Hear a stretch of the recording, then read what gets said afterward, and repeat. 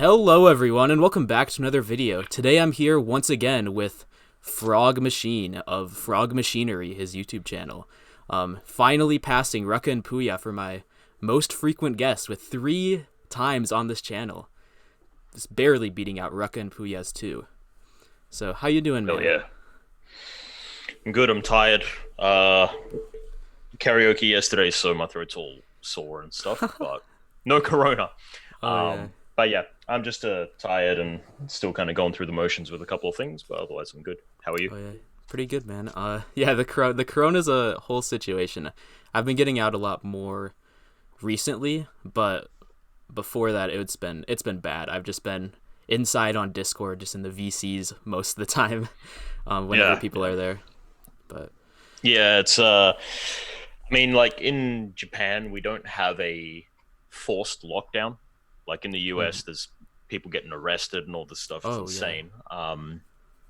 But for us, we're just strongly advised to stay home. But like, given that Japanese people are already very socially distant, I kind of make the joke that it's like, oh, please stay home. And they're like, oh, you mean I don't have to go to a drinking party by force anymore? Cool. I could just stay home. And, yeah. And it's oh, I have a wife. It's been 15 years since I've actually spoken to her. Oh, I actually hate her. Yeah, but in South Dakota, it's not terrible. Like the lockdown stuff is it's not bad at all yet. Like people are pissed because we're the state that's like not locking anything down, and they're like, "Hey, Kristi Noem, that's our governor. What the fuck are you doing?" Like she's a terrible governor. She had a whole like we're on meth thing as her like attack on meth. That was like the slogan. We're on meth, and she had a whole ad that was like, I'm on meth, and I'm on meth too. Let's really all be on meth. And there's like that's really stupid. She's a terrible governor, but it looks like she got one thing right. But it seems that everybody wants to be in chains. They want Kristi Noem to chain them down at home. It's weird, this whole corona thing. Like, you've got a lot of people who don't really have any strong principles or grounding foundations for their beliefs, so they're just like, I don't want to think, so I'm just going to let daddy government take care of me. Yeah, let's do that instead. And it's really frustrating. At least with Japan, I give some credit to the government for not forcing people to stay home. They're just saying, look, we really want you to be careful and to take care. But they haven't done any. Well, I don't think it's even able to be done in the laws here. They're not able to enforce people to stay home. It has to go through Parliament because it's different, the system here. But yeah, I mean, just in general, like looking at my home country of Australia and looking at the US and looking at the West, and I try to keep away from it because it's depressing. It's really depressing reading that stuff. So. Oh yeah, I mean it's like just not being able to do anything it's so depressing. Like I'm not really that forced to stay in, but everything is closed. People aren't really doing much, so I've just been inside constantly, and I feel like it's shown if you see my triangles video where it actually wasn't even a triangle. The last thing it had 4 sides instead of 3. Starting to lose it with your triangles video.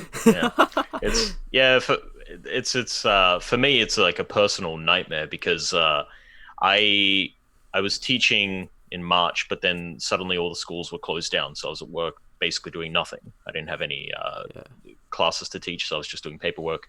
And then I had like the whole relationship fallout that I've talked about. And then after that, it was like, I'm getting back to work. And like, no, you've got no classes and you've got no work till May. Oh, like, yeah. Are you guys doing online classes or not even that? No. Oh, we're closing you guys it cancel off. Everything. It depends on the cities, because some of my mates, they're doing some kind of online classes or short ones. But for us, we're out till May 6 or 7, around there. So I'm just like completely isolated. And the thing about like where I live is I live in a town with 40,000 people, so it was already pretty quiet to begin with. And now like I go outside and there's just no one around. I'm like, there's like a lot of flowers.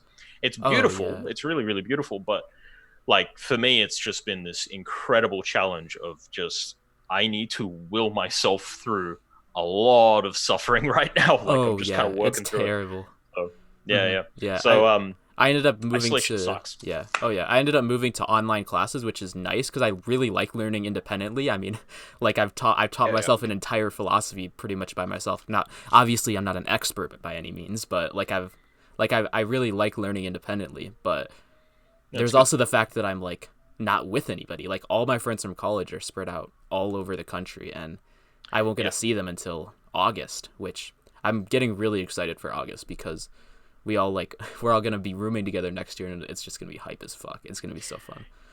yeah. It's good to kind of look forward to things and kind of consider what is coming in the future, because at this Mm-hmm. present moment, there's a lot of people struggling with this whole isolation, and it really kind of brings forth the notion that yeah, we're individuals, but we still need that social contact. We value Mm-hmm. socializing with certain people. Like, no, I'm not talking about socializing with everyone, but it's more there are specific people in our lives that we value, and that it's great to be around people. Because yesterday I went out for karaoke. I was invited out, and it was just nice to be around people. I was like, Mm-hmm. oh, like wow, Oh yeah. I almost forgot how to socialize. It was just weird at first, but it feels good. Like it's really good to go out with people. But wait, aren't all objectivists selfish and they don't value socializing with anybody and they completely Oh disvalue yeah, the group by rejecting the group as the standard of ethics? oh yeah. It's in my self interest to isolate myself completely from everyone, because everyone's just so fucking dishonest. Oh yeah, So for sure. Oh man. Yeah, I mean this culture we live in, man. it's yeah. Just I just I'm here just Oh yeah. drinking my water. Drowning myself in water. Hmm. Yeah. I I don't know mean, where we're going with this, yeah. but I don't know. I feel like a lot of people who just stay inside all day, they end up being very like hateful of the rest of the world, and it's very easy when you're just I mean, I say this all the time when you're just scrolling through Twitter all day or just looking at Discord all day to just think that there's not really anyone good left. And I mean, like there's a person that we think about who does that, but that happens all the time with objectivists, like all the time with a lot of people too. yeah. I mean, the problem is that a lot of people are very uncomfortable being with themselves, and it's why it's so important to be introspective and to also understand. Like depression isn't an abnormality unless it's a clinical form of depression, right? So like someone's isolated and they feel depressed, or they've gone through a difficult time and they feel depressed. That's actually normal. Like Mm-hmm. if you've gone through some suffering or something like that, you will get depressed and you will feel sad and things like that. And those emotions that have been generated, that is a normal response to something that you've lost or something that you're going through, right? So people need to really normalize the fact that sometimes you will struggle at points, and this, instead of kind of lashing out and saying, well, it's the world that's the problem. Mm-hmm. It's really important to maintain that kind of psychology, and also to work on kind of gradually building yourself back up in certain ways, and trying to maintain goals. Like the idea that you're going to be hanging out with friends in August, it's Mm-hmm. like that gives you fucking hope. Oh yeah, yeah. It's a really nice thing to look forward to. And for me, it's my birthday's in May 8th, like on May 8th. And the one of the people I was hanging out with yesterday, she was like, "Oh, like you're stuck out in your town, like all on your own. I'll tell you what, like I'm gonna call you and the girl that you might be seeing in a couple of weeks, and Ben and all these other guys. We're gonna go out, we're gonna drink, and we're gonna party for your birthday." I was like, "Oh shit, I've got something to look forward to," and it felt really good, Oh yeah. because yeah, you get so isolated, and it's really easy to fall into those pits of just everything sucks, everyone sucks, this and Mm-hmm. this and this sucks. But you have to kind of maintain some kind of acceptance of the fact that yeah, right now I'm in a phase of depression, or I'm in a phase of sadness, and it's Mm-hmm. because of these certain events.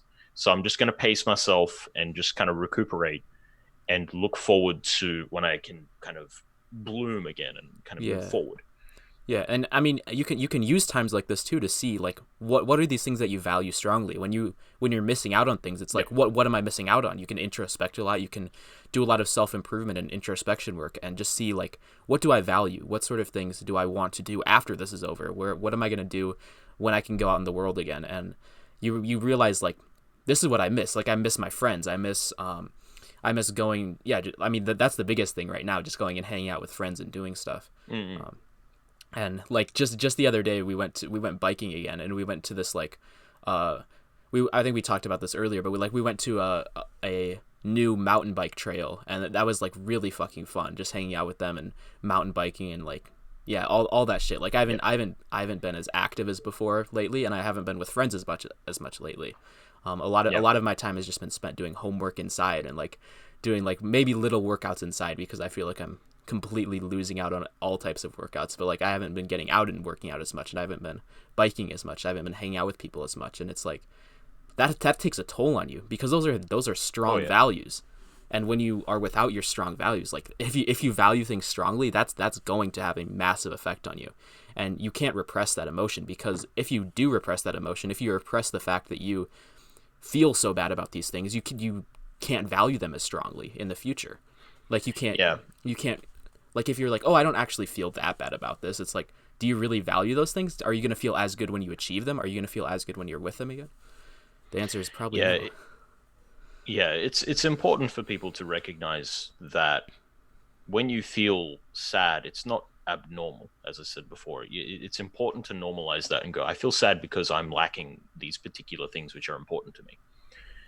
And then you have to kind of ask the question of what is in my control right now and what is out of my control. And it's really difficult to do this. It's really easy to say these things and to go, oh, like I'm not going to repress. And this is the reason why, like, it's easy to be logical in that sense where you're like, this and this and this is why I feel bad, right? And it's fine to feel bad. And I'm just going to carry on with my day, right? But that tends to kind of circulate back around for a lot of people because they're trying to push away that feeling in that way. Like they're saying, well, this is why I feel bad. Now I know why I feel bad, so I don't have to feel bad anymore, right? So that's kind of the way some people look into it. Yeah, but that's not really the case in a lot of ways. It's more, I feel bad and I'm going to feel bad until I stop feeling bad. I'm just going to keep taking actions, and then eventually like my feelings will generate new emotions and I'll be able to kind of move forward in a different direction. Yeah, for sure. And I guess there are ways, like sometimes just putting it in context and seeing like, oh, these are things that I value strongly. It can help you like deal with that emotion better and realize that, oh, there's hope after this. Like I'll go and hang out with my friends afterward. Like you don't fall as deep into that depression, because you realize that no, this points me to my values, and there's hope in this, and there's a broader context. Like there's my quote on my Twitter profile that I really like. I forget. I'm probably going to completely mess it up because I'm bad at quotes, but it's like, shit. After a while, he went back to his task. He realized that pain is no reason to stop, or something like that. Or he realized that pain is an insufficient reason to quit working, or something. It's something like that. Check my story. Or not story. Yeah. I do understand what you mean on that. Like pain it's not something that you stop your life for, but it's something that you can reflect on. And I mean, the idea behind pain, a lot of people like that. You've got kind of two types of groups in a lot of ways. You've got the people who say like life is suffering, life is suffering, kind of Jordan Peterson style way of looking at it. And then you've also got people, it's like life is about feeling good and happiness, right? The purpose of life is to achieve your values and to be happy. It's to survive and be happy, all those things, right? But life is not happiness. Life is life. It's just it's a journey. It's a process of things. It's a process of actions. And throughout your life, you will have moments of struggles. You will have phases of sadness, of happiness, of great pain. I went through that recently, and I'm still going through that. I'm in a depressed phase right now because I'm grieving. That's life, though, and a good way to kind of think about it as well is the fact that you feel that pain is an indication that you value something. Because you cannot value something without feeling pain if you lose it. You kind of get what I mean on that? Like, for example, if you have a pet and your pet dies, and you're going to be like, so good, just gonna build a house, no worries, my pet of 15 years dead Mm-hmm. in the fucking ground, and I'm just gonna build a house. Stone Cold, Steve Austin, WWE. No, you're not going to do that. You're going to Mm-hmm. suffer. You're going to Oh yeah. feel the loss. You're going to feel that pain. And it's really important to understand that pain in those contexts, and pain in like loss and, when you're kind of isolated, like this COVID stuff, it's genuine and it's normal, but you don't take it to the point of this is all there is. Mm-hmm. It's that, and that's what that quote implies. Mm-hmm. It implies this doesn't mean you have to stop living. This means that you enjoy life. This indicates that Yeah. something in your life matters, and you don't stop for that pain. You keep going, but you maybe slow the pace down a little bit. Yeah. You don't just blitz through it. You maybe you pace yourself a little bit better. Maybe you reflect a little bit more. You change your course to maybe be more introspective, to journal more, or to meditate, or something more introspective, and then you go out and do more things and be energetic and productive again. So like that's kind of how life works. It's ups and downs and all around, and it's not about suffering. It's about attaining your values and Mm-hmm. being happy. It's eudaimonia. But that is a process, and there's always going to be a struggle. And without the struggle, you're never going to be happy. And I can go into that. Yeah. I My mean, whole kind of idea yeah, of it society. reminds me of that whole idea of like, oh, it can only cut so deep. Like when you have those strong values, like you have this underlying idea that life is good, that there's values in life that are worth achieving. And when I don't have these, well, I'm gonna feel bad, but I still have this underlying conviction that their values are possible, that happiness is possible in this world, and that even though that there's these bad times now, these values exist. And the reason I'm feeling bad Yep. is because I know how strongly they exist, and I know how good it will feel to achieve these values. And like that's so fundamental here, I think.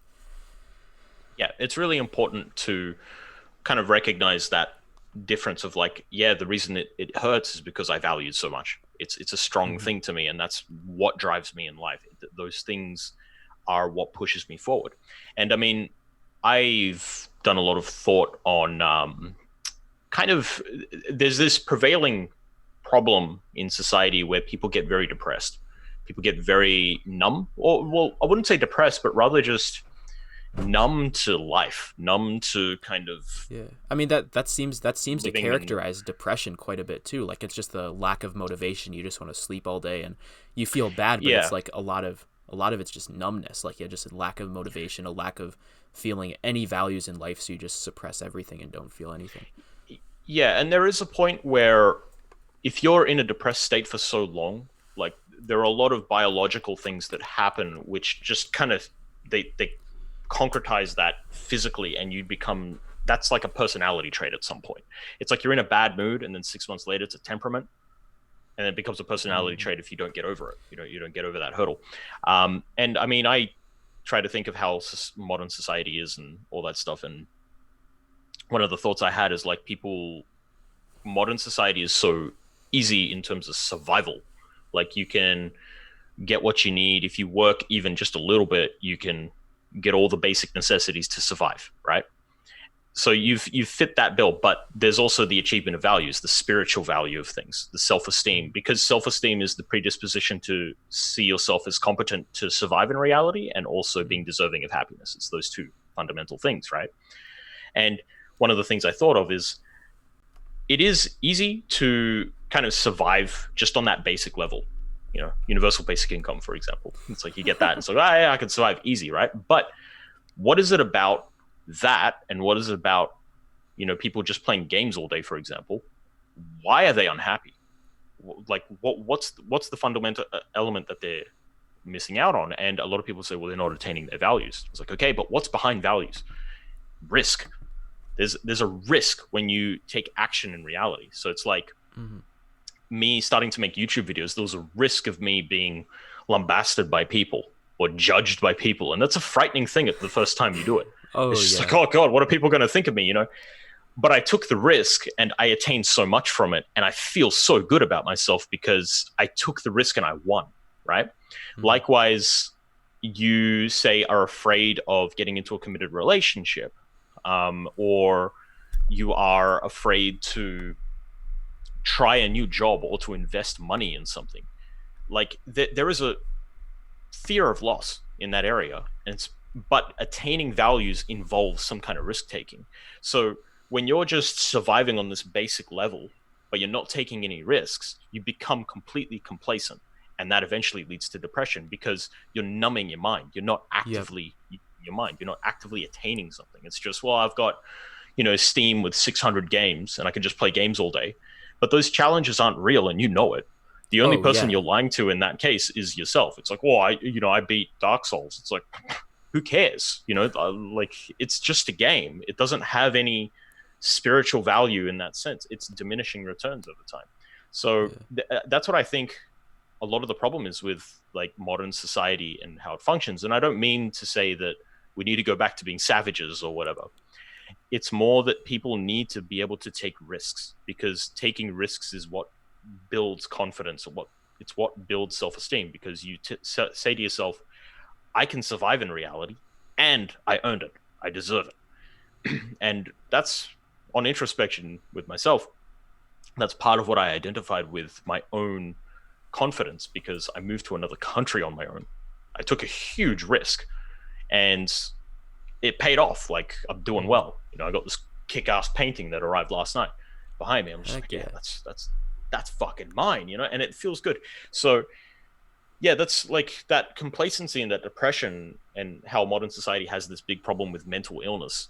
I don't think it's mental illness. I think it's just complete inaction and lack of risk taking. No one wants to take any risks anymore. Everything's just kind of handed to everyone, and they just turn off their brains. And when you do that, Mm. you become a zombie. And that's why I think determinism is a big deal as well, because people say, well, it's like our biological and environmental factors determine our outcomes. So, well, that's bullshit. If you focus in and you actually take action, you'll realize that you can shape your life. You can actively shape your happiness and shape your life and generate the outcome that you want, but you need to take the risks. Hmm. Yeah, and I guess jumping back a little bit, like when you started talking about the whole video games thing, like that's something that I like relate to, I guess, to an extent, because I've never been like someone who has been super into video games. Like, I can't do it for a Mm. while anymore. Um, but like when I was younger, like I would just spend hours just on my like I just had a Wii. Like, I never had like an Xbox or PlayStation, but I would just spend hours just playing like or NBA 2K13 back in the day, because that was like the Yeah. last NBA game that they made for the Wii, and I just spent hours on that, playing over and over and over again, playing my career, and I just was like, what the fuck am I doing? Like, this is so unfulfilling. I'm just going through these same motions over and over and over and over Mm. again. And I ended up getting really into that game, because I would like as the years went by, like the game wouldn't update because I wasn't connected to the internet. So I'd like go in and manually update every single team and create all these new players. And I would get like Mm. really, really fucking into this shit. And like, I just realized like I'm just wasting all this productivity. Like, like every once in a while, I'd stop and I'd feel so unfulfilled. Like, it would feel nice to get Yeah. done with it so that I could like play with all these new players eventually. But then it was like, what is the point of all this? Like, I'm just going through these motions that are just repeated over and over again, and such a waste of time. Yeah. It's like there is a point where it becomes diminishing returns and it's just waste of time. But it's also important. There's the other end where it's just be productive, just work. And that's really important to understand, that it's life is not just about productivity. It's about enjoying the fruits, right? So you need to Mm. have that careful balance. And this is one of my The issues. golden mean. The golden mean, yeah. So it's you have to balance out your pleasure and your productivity.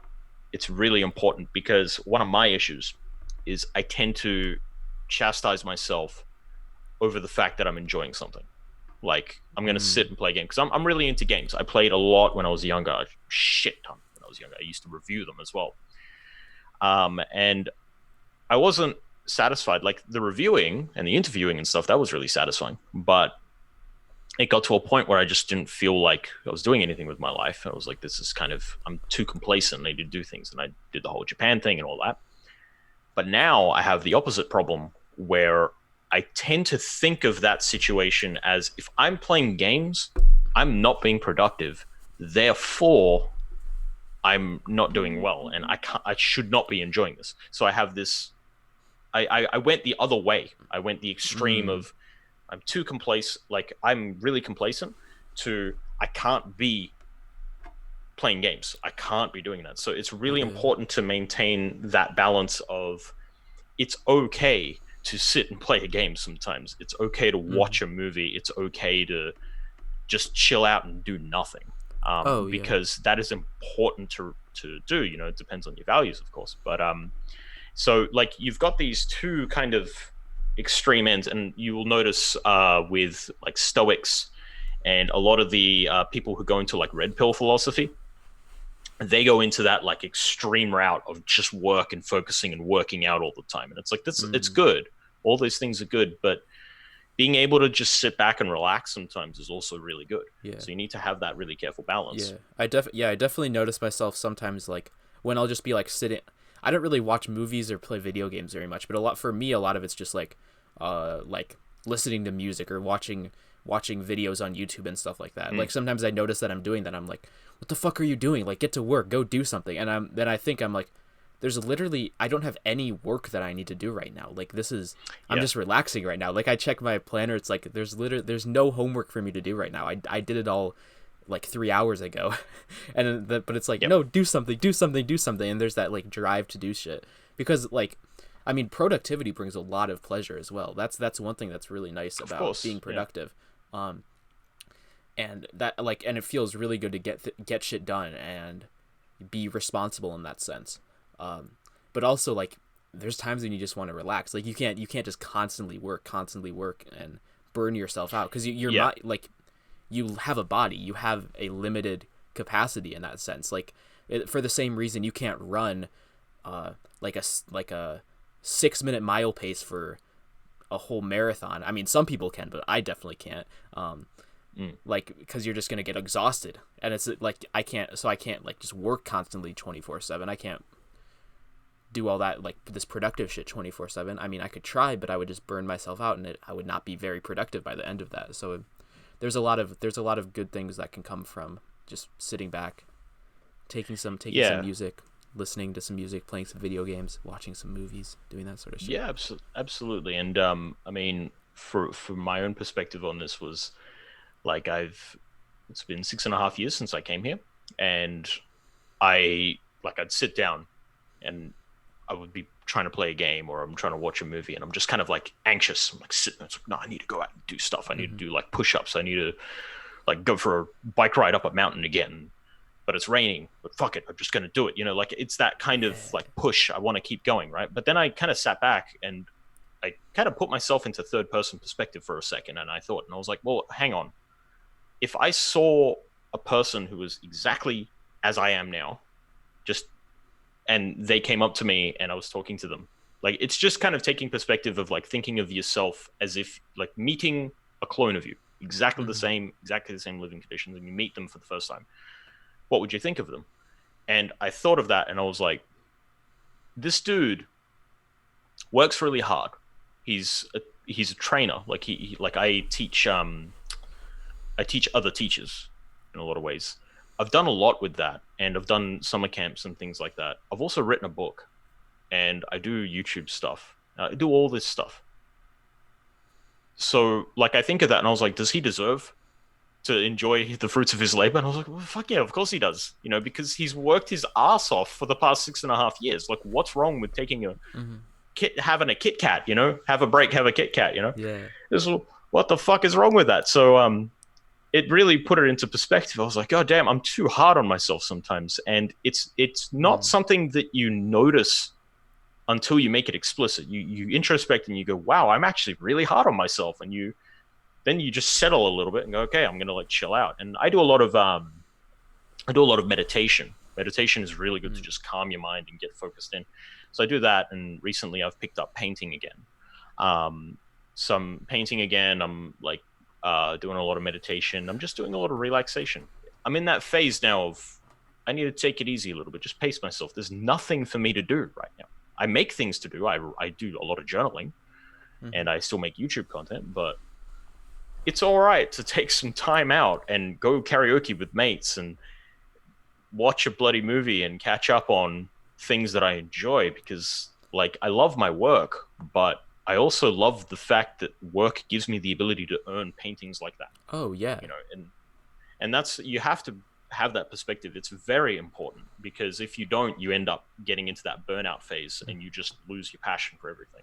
Yeah, I mean, yeah, like pleasure's good. All these things they just bring you pleasure. Like you don't. It doesn't need to always be connected to like being super productive and working super hard all the time. You don't need to be like focused on that all the time. Like you can just take a break. You can just indulge in some other pleasurable things that just feel good and because they feel good. As long as they're not taking away Yeah, from your life, as long as you're not like, oh, I'm gonna go fucking shoot some heroin because that feels good. Like, don't do that. Like, don't kill yourself. yeah, But like, yeah, just go do some things that feel good and don't destroy your life because those things are good. yeah. They feel good. It's not like there's nothing deeper than that you need to It get into it. Yeah, a lot of it has to do with some people misconstrue productivity. They're productive for productivity's sake, but then you ask the question, why are you productive? Look, why do you want to be productive? Why do you do your job? And it's like, well, because it makes me happy. It's like, okay, what, like after that, is that it? Is that all you do in your life? It's like, well, like then they start thinking a little bit about what does productivity provide them? It provides them the means to live a better life. So they start maximizing their life in other Mm-hmm. areas.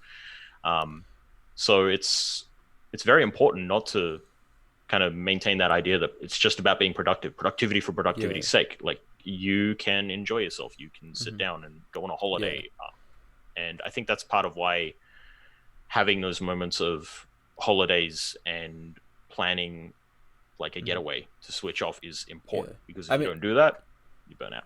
yeah. I mean, it's also important though to not separate productivity from the leisure things and say like, oh, productivity is this means Mm-hmm. to this end of leisure in the future. So like I'm just gonna go to my job and trudge through this day just so that I can save up some money to go to Disneyland or some shit. Like that's how a lot of people think Yeah, of work because they just view it as unfulfilling, and like not worth anything. Where they just do it so that they can get money to have a family or to go hang out with people or go do the right. leisure type things. Like no, productivity is primary. Like this is your purpose in life. If you want to feel fulfilled in life, you got to have this sort of central purpose that you guide your life towards. And then the other Yeah, stuff you can do that on the side and like that's fun as well and you achieve your values doing that as well. But it all has to be you can't enjoy that as much if you don't go and feel like you earned that in a job that is very fulfilling and productive.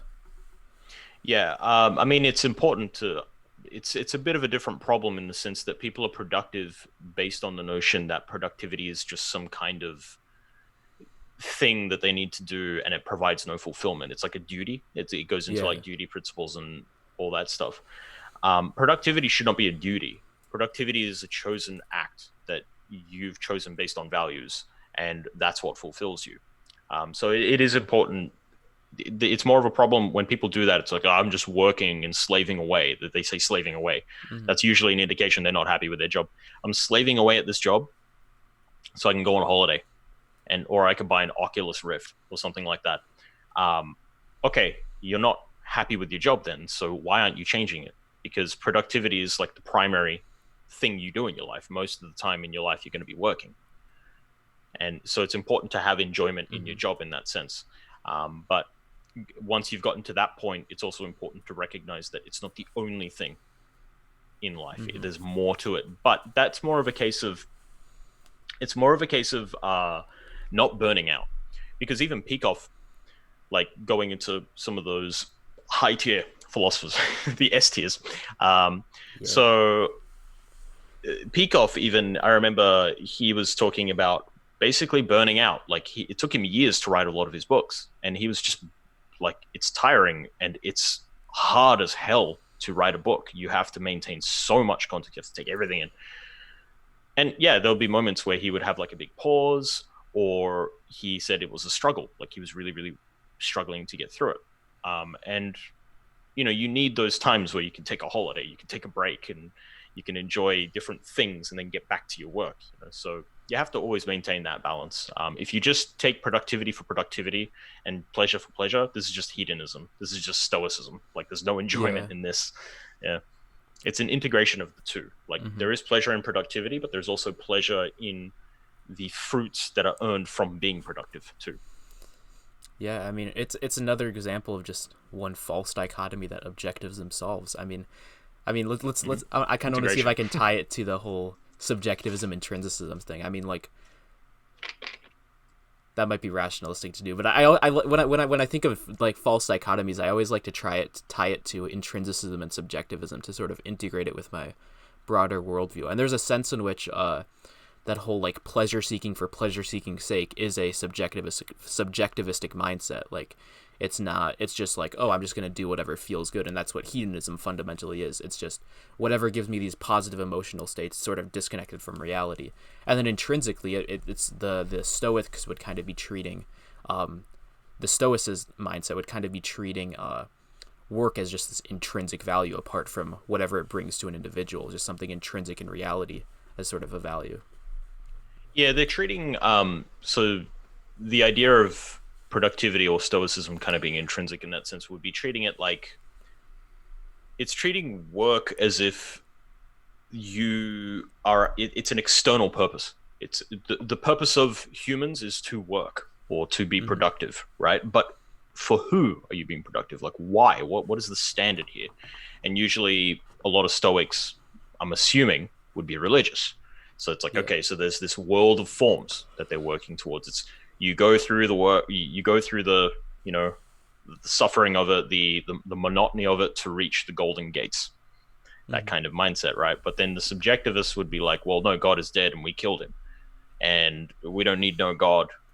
I want to feel good because I'm an organism, and it's about feeling good. So YOLO, and they start taking drugs and things like that. But the problem with them is that they disconnect the purpose of life, and Mm-hmm. the purpose of life is to live and to live well. And how do you live well? You can't just chase pleasure because it there's no aim to it. You feel completely aimless in that sense. So it's like, right, I feel good, but it's just eventually just numbing me out because what am I running from? Firstly, because a lot of people who do this stuff, they're running from something, they're avoiding. Experiential avoidance is going into psychology. But also, like, what's the purpose behind this? Just to maximize your orgasms or maximize the dopamine response in your brain, that has diminishing returns, right? Because like if we just go on the physical, just on the concrete level, biologically, that has enormous diminishing returns. You're Oh just going to yeah, numb it out. So yeah. what is it? I mean, yeah, they just completely in that sense they just completely drop the context that we live in we have a long range life. Human beings live long Mm-hmm. range, and to maximize our happiness long range, we have to have a purpose. We have to have a meaning to our life, and that's what productivity provides. But when you focus on this sort of pragmatic, short term, range of the moment sort of similar to animals sort of thing, you just look for whatever brings you the most sort of dopamine response right now and then grab for that. And like it just it yeah, it has the diminishing returns like you talked about, and it just is very unfulfilling because like psychologically you know that it's meaningless. You know that that pleasure doesn't come from anything. It doesn't come from anything that you've done in reality. It's just I'm going to stick the needle in my arm and feel whatever joy comes from this. You're just like you're not working for anything. You're not you gain no self-esteem from that either. You're just a Yeah. meaningless pleasure basically. And I mean, I wouldn't even call it joy by doing that. It's not joy. What it is Mm-hmm. just a chemical response. It Oh makes yeah. you feel good physically. It's a physical response. It's all biology, right? Mm-hmm. Chemicals. But once once that diminishes, you're back to a normal state. But now you've screwed up your chemistry a little bit, so you need more of it later on because your brain demands more. It just goes into an extreme. It just leads Mm-hmm. to that extreme, and it's all based on the feeling of wanting to feel good, right? But like the thing about happiness and eudaimonia, like I tend to distinguish between the two because happiness is Mm-hmm. this like elation. There's this incredible feeling of joy that you can achieve, and it feels amazing. Like the happiest moment of my life, I can remember it. It was a year and a half ago on a beach. Like I remember that feeling. It was the greatest feeling I've ever felt in my life. I Mm-hmm. I just can't describe it any better. It was just amazing how fulfilled and happy I felt, right?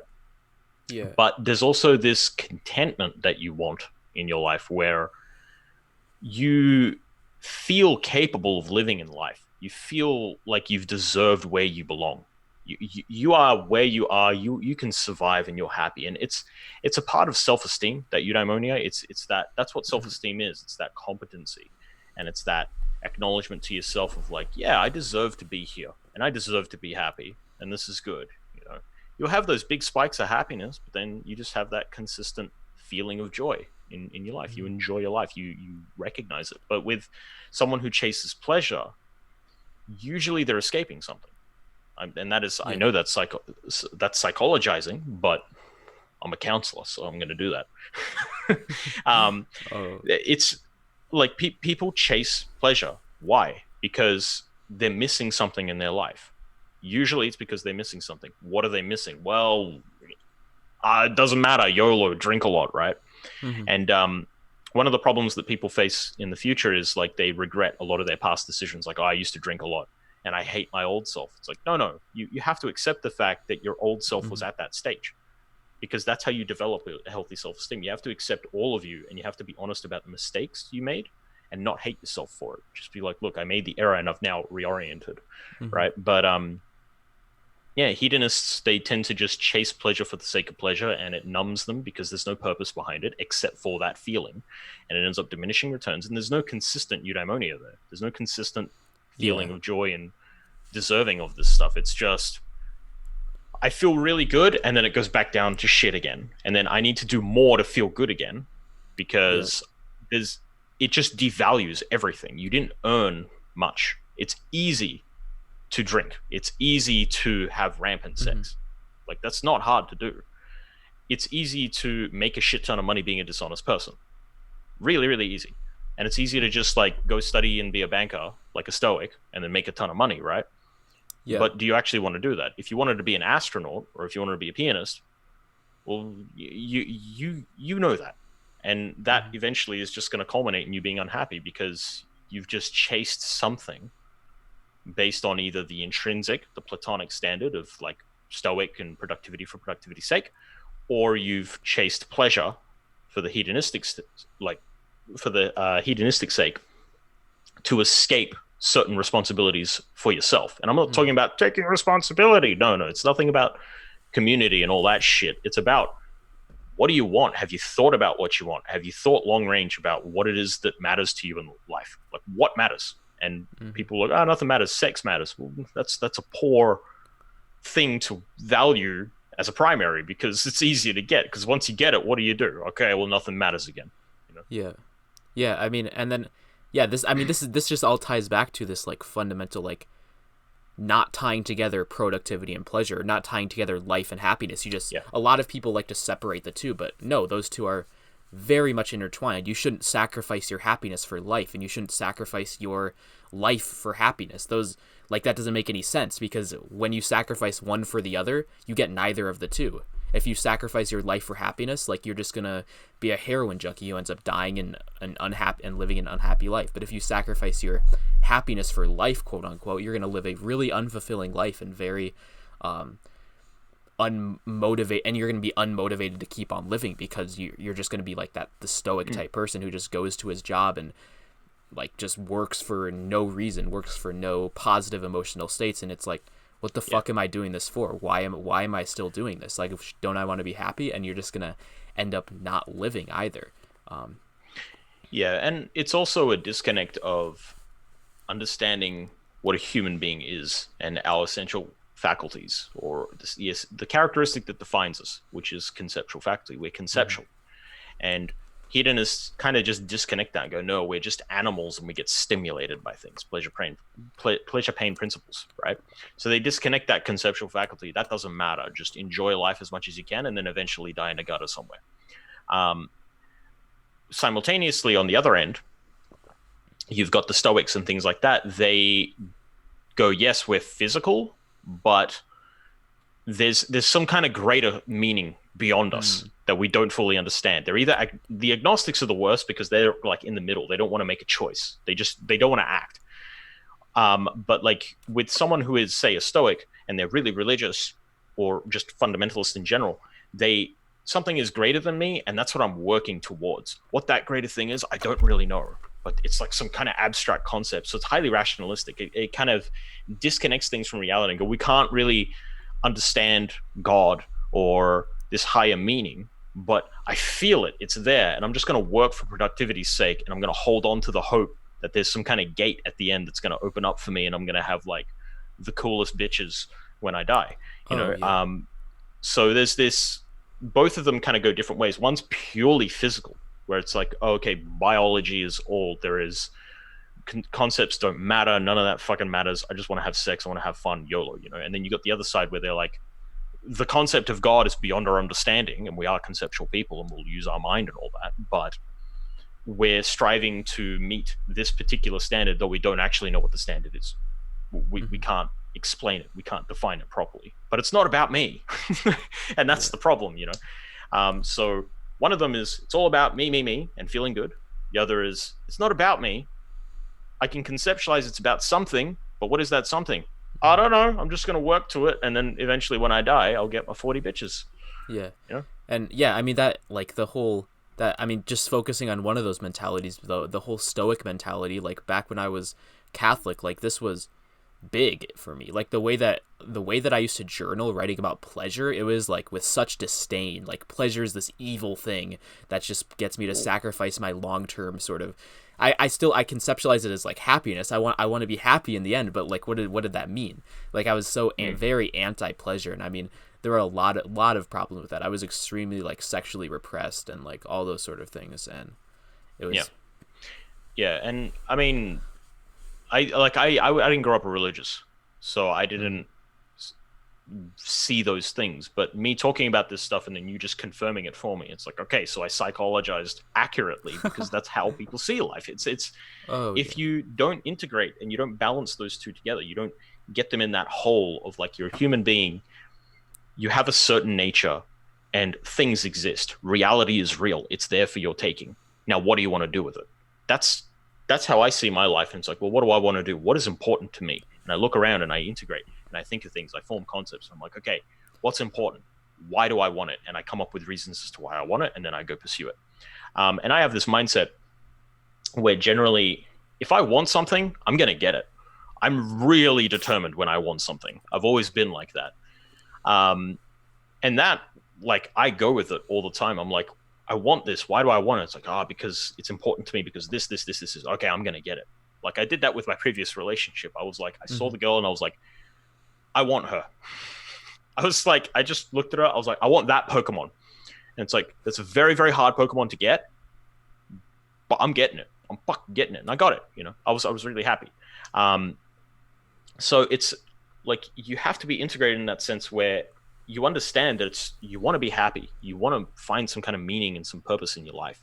And you have to think about why. And once you figure out that why, you go for it. You just push through and you really struggle to attain it. Because even if you don't attain it, you're going to be happy.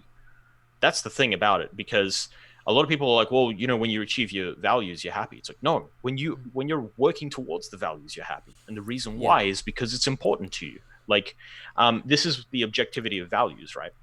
Values are objective because they're relational.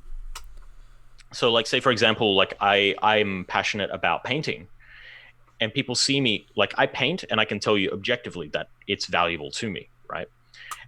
But if people see me painting, they can, just by observation, notice that I'm happy doing that because of my mannerisms, because of my attitude, because of the things I say. So in relation to that, they can say, yeah, objectively speaking, like separate to us, that is of value to that person. Like it's matters to them. Simultaneously, if something is bad for someone, you can relate and go, well, look, this person is working and they're really, really unhappy, right?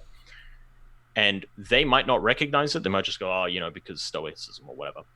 But other people can look at that and in relation to that individual go, that is objectively ruining his life because you can see his face is just like tired and contorted and he's aging and he looks tired. It's like he just doesn't seem happy, objectively speaking. So, yeah, it's I lost my train of thought. But yeah, I mean, I think you pointed out something important there because like that whole, a lot of people have this weird conception of happiness as just being like this oh, you work and work to work and work to achieve this value, and then once you achieve it, it's like orgasm of happiness, and then go back to achieving other Done, thing. you know. Yeah, and then, Yeah. yeah, but no, it's like that whole process. You got to enjoy that whole process of painting, or like doing like for like if you're writing a mathematical proof, like you enjoy each step in the proof, and like, oh look, I just made this, I just did this certain thing, and it's like, and then you ultimately get to the answer, and it's like, holy shit, I just achieved this value. But it's like that whole process is like part of the beauty of it. And see, even when in that process, you're going to suffer as well. Oh yeah. And this is a really important point to understand as well, because a lot of people think that when you're attaining your values, because this gets complicated. Like some people, they think once I attain this, I'm going to be happy. It's like, no, you will be content with your life as you're attaining it, but you're not always going to be content. You're going to suffer. You're going to struggle at points, because life is life. You will have obstacles, right? I mean, going into like, I'll go into my personal circumstances. I went through a breakup, and I've talked about it before, and I don't show it on my YouTube videos, but it has been really hard for me. Like I've had days where I feel like the world is ending, but I recognize with myself, and I look at myself and I go, well, I am in tremendous pain right now. I feel like there's like nothing matters. That's how I feel. Mm-hmm. And that's all right. All these thoughts come in, all these negative things, right? I feel like absolute shit. But that is the process of living a good life. Because if I didn't love her as much as I did, then I wouldn't have experienced the great happiness that she provided me, right? And now that I've lost that, of course it hurts. Yeah. Because I lost something so important to me. But you have to accept that. You have to accept that with great happiness can come the potential for tremendous pain and tremendous loss and tremendous struggle. And you will prevail. You just have to keep moving. And you have to understand that that's part of the process of living a good life. I would rather have experienced this pain than never having met her. Like, I would rather do that, because that I can look at that in my life, and in 20 years, people would ask me, it's like, oh, what were your 20s like? I was like, dude, I mean, the feeling I felt with that woman was some of the greatest. Well, it's not even some of, it's the greatest moments of my life, hands down. And I can't even describe how happy I was. So why would I, it's like, oh, there's this risk of pain. There's this, potential pain and suffering that'll come with it. It's like, well, yeah, but that's part of taking risks, and that's part of life. So it's really important to understand that it's like, when you attain the value, yes, you're going to be happy, but you have to also enjoy the process. But that process is going to have moments of suffering. And like, I'm in a depressive phase, as I've mentioned, and that's going to take time, because grieving takes time. But I accept it, and I go, look, I'm grateful for this, because it shows I care about something. And it's just something that I'm going to go at my own pace. And that's kind of the advice I try to give to a lot of people, especially in my videos. Like, you got to be okay with feeling what you feel. And this means, pain. And a lot of people go through a lot of painful things, but that doesn't mean life is suffering. That means life is life. It's just the process of attaining happiness and the process of attaining values. There is struggle involved in that, but that also comes with growth. So yeah. I mean, relating to the whole like breakup thing, like I find it really interesting how you talk about breakups, because that's not ever how I've sort of conceptualize stuff like that. Like, I don't know, like the whole thing of like feeling like, oh, these were incredible moments. Like, I've never done that. Like, I just look back and like, holy shit, this was shit, and then move on. Like, I'll like that's what I think about it, because it's like, oh, I see how this ended, and I see how, I mean, there's obviously good moments that I had, but like most of my breakups have ended, or my relationships have ended really, really toxically, like with the person like saying, oh, you talk down to everyone. That happened twice, actually, even though I don't feel like I talk down to everyone. I feel like I've been extremely appeasing. But whatever. Yeah, well, I mean, the context does matter. It's really important to recognize that some relationships do end badly, and some relationships are very toxic. Like, relationships in general are very, very complicated. It's not a simple like, oh, super great, and that's it. Because some people leave abusive relationships which like were genuinely traumatic for them, and they didn't even notice the person was like a horrifying narcissist or something. I wouldn't say any of my relationships were like traumatic in that sense, but I mean, they were. I wouldn't say they were the best either. Yeah, but it's not like what it's important to kind of look at things like that and go, okay, like I went through this relationship and I went in because such and such, right? Mm-hmm. What did I learn from it? It's you can look at the person and go, oh, this person was a horrible piece of shit, and maybe they objectively are a horrible piece of shit, right? But you can look at it and go, for me at least, I could go all fucking day and point out all the flaws that my ex Mm-hmm. had. I can look at that all, and the previous girl that I dated, like I can point all the flaws out, but then I go, well, why did I get with them in the first place? Why was I with them? And I think about the experiences I had, and I was like, I grew so much. I learned so much about myself. I learned so much about what I like and what I don't like in people. And that experience is really important, and you have to be objective about it. You can't apply that kind of feeling based analysis on it where it's like, well, she was a bitch. She did this at this time, and that's why we don't deserve to be together. She doesn't deserve me. That's like a terrible way of looking at your own previous relationships, because you're saying that you made a massive mistake in some area and you shouldn't do that again. It's like, right, but you're not perfect, asshole. It's Yeah. like you I mean, can't figure out what these people are like. I guess I've always conceptualized my relationships as like, oh, this was a fucking mistake. I shouldn't have done that. But I guess there's a sense in which it's like, oh, it's good. This is like good to grow, and I've kind of understood that. But I've generally like when I think back, it's like, oh, this was a bad relationship. This like it ended. Like it couldn't have been good.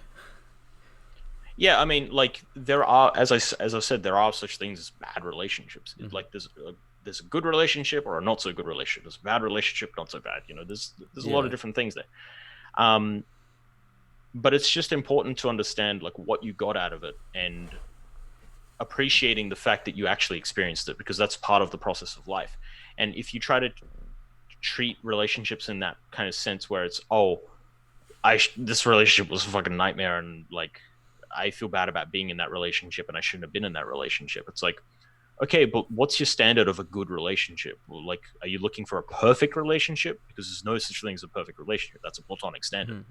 So it's like relationships are hard, regardless of whether they end up being objectively horrible for you or really good for you. And you got to be realistic in the expectation of what you get out of people. Because for me, like at least for me, yeah, I was like super happy, and there was like, of course, there were problems. Every relationship has problems, but I acknowledge the fact that I'm so grateful I gave it a shot. Because consider the perspective of, if you never gave it a shot, would you know what you know now? Mm-hmm. That's an interesting question to ask. Would you know about yourself in the way you know about yourself now? Yeah. Yeah. I mean, the thing with the whole platonic thing that you talked about, it made me think relationships are like triangles. You can try to zoom in a bunch on that triangle and see that it's not, or see that it's actually four-sided and not a triangle. Or you can just enjoy the essentials and see that in this context that this is perfect as it is. But also like some relationships you can ignore the fact, even though as it's really zoomed in, it's clearly not a fucking triangle. It's clearly a quadrilateral, but say no, it's a triangle. It looks enough like a triangle, and stay in it even when it's bad. But you're just gonna struggle, because like when you try to measure it, you realize this has 360 degrees, not 180 degrees. What the fuck? Or I'll try to do some trigonometry on this shit, and it's like, this shit is not working. When you were talking about triangles, I was like, what, you got two bitches in your life or something? Like, what's going on? You got like some kind of love triangle going on. All right. Yeah, but I'm talking about concept formation. There we go. I had to tie it back to this wonderful book that I've been reading. Mathematics is About the World by Robert E. Knapp. the world. Yeah, and you got the... Yeah, not my thing. I'm more of a what kind of books do I got here? I got Teaching Brandon's English in work. Japan. Teaching English in Japan, of course. I got Brandon, Stephen Hayes, and Count of Monte Cristo. Uh-oh. Nathaniel Brandon. Yeah, I got Brandon. Uh-oh. Oh, no. Put the Rand in Brandon. Whoa. Oh, heck no. He's a fake That's objectivist. Don't disrespect 30 that dislikes man right like there. that. Yep, now we got all the dislikes. What the fuck, bro? Go dislike Frog's channel for saying that Nathaniel Brandon is the greatest objectivist of all time. Did I say that? I think you did. If you splice this video, just splice that voiceover on me. Oh yeah, of No, course. his work is good though. It's definitely worth checking out. A lot of his books are top notch stuff. Oh yeah, I mean like, I mean the whole like living with contradictions thing that Ruck always talks about is the, I think it's from a Nathaniel Branden essay in The Virtue of Selfishness. So yeah, he certainly had a lot of value. I mean, like, he was good at what he did, and then he betrayed everyone.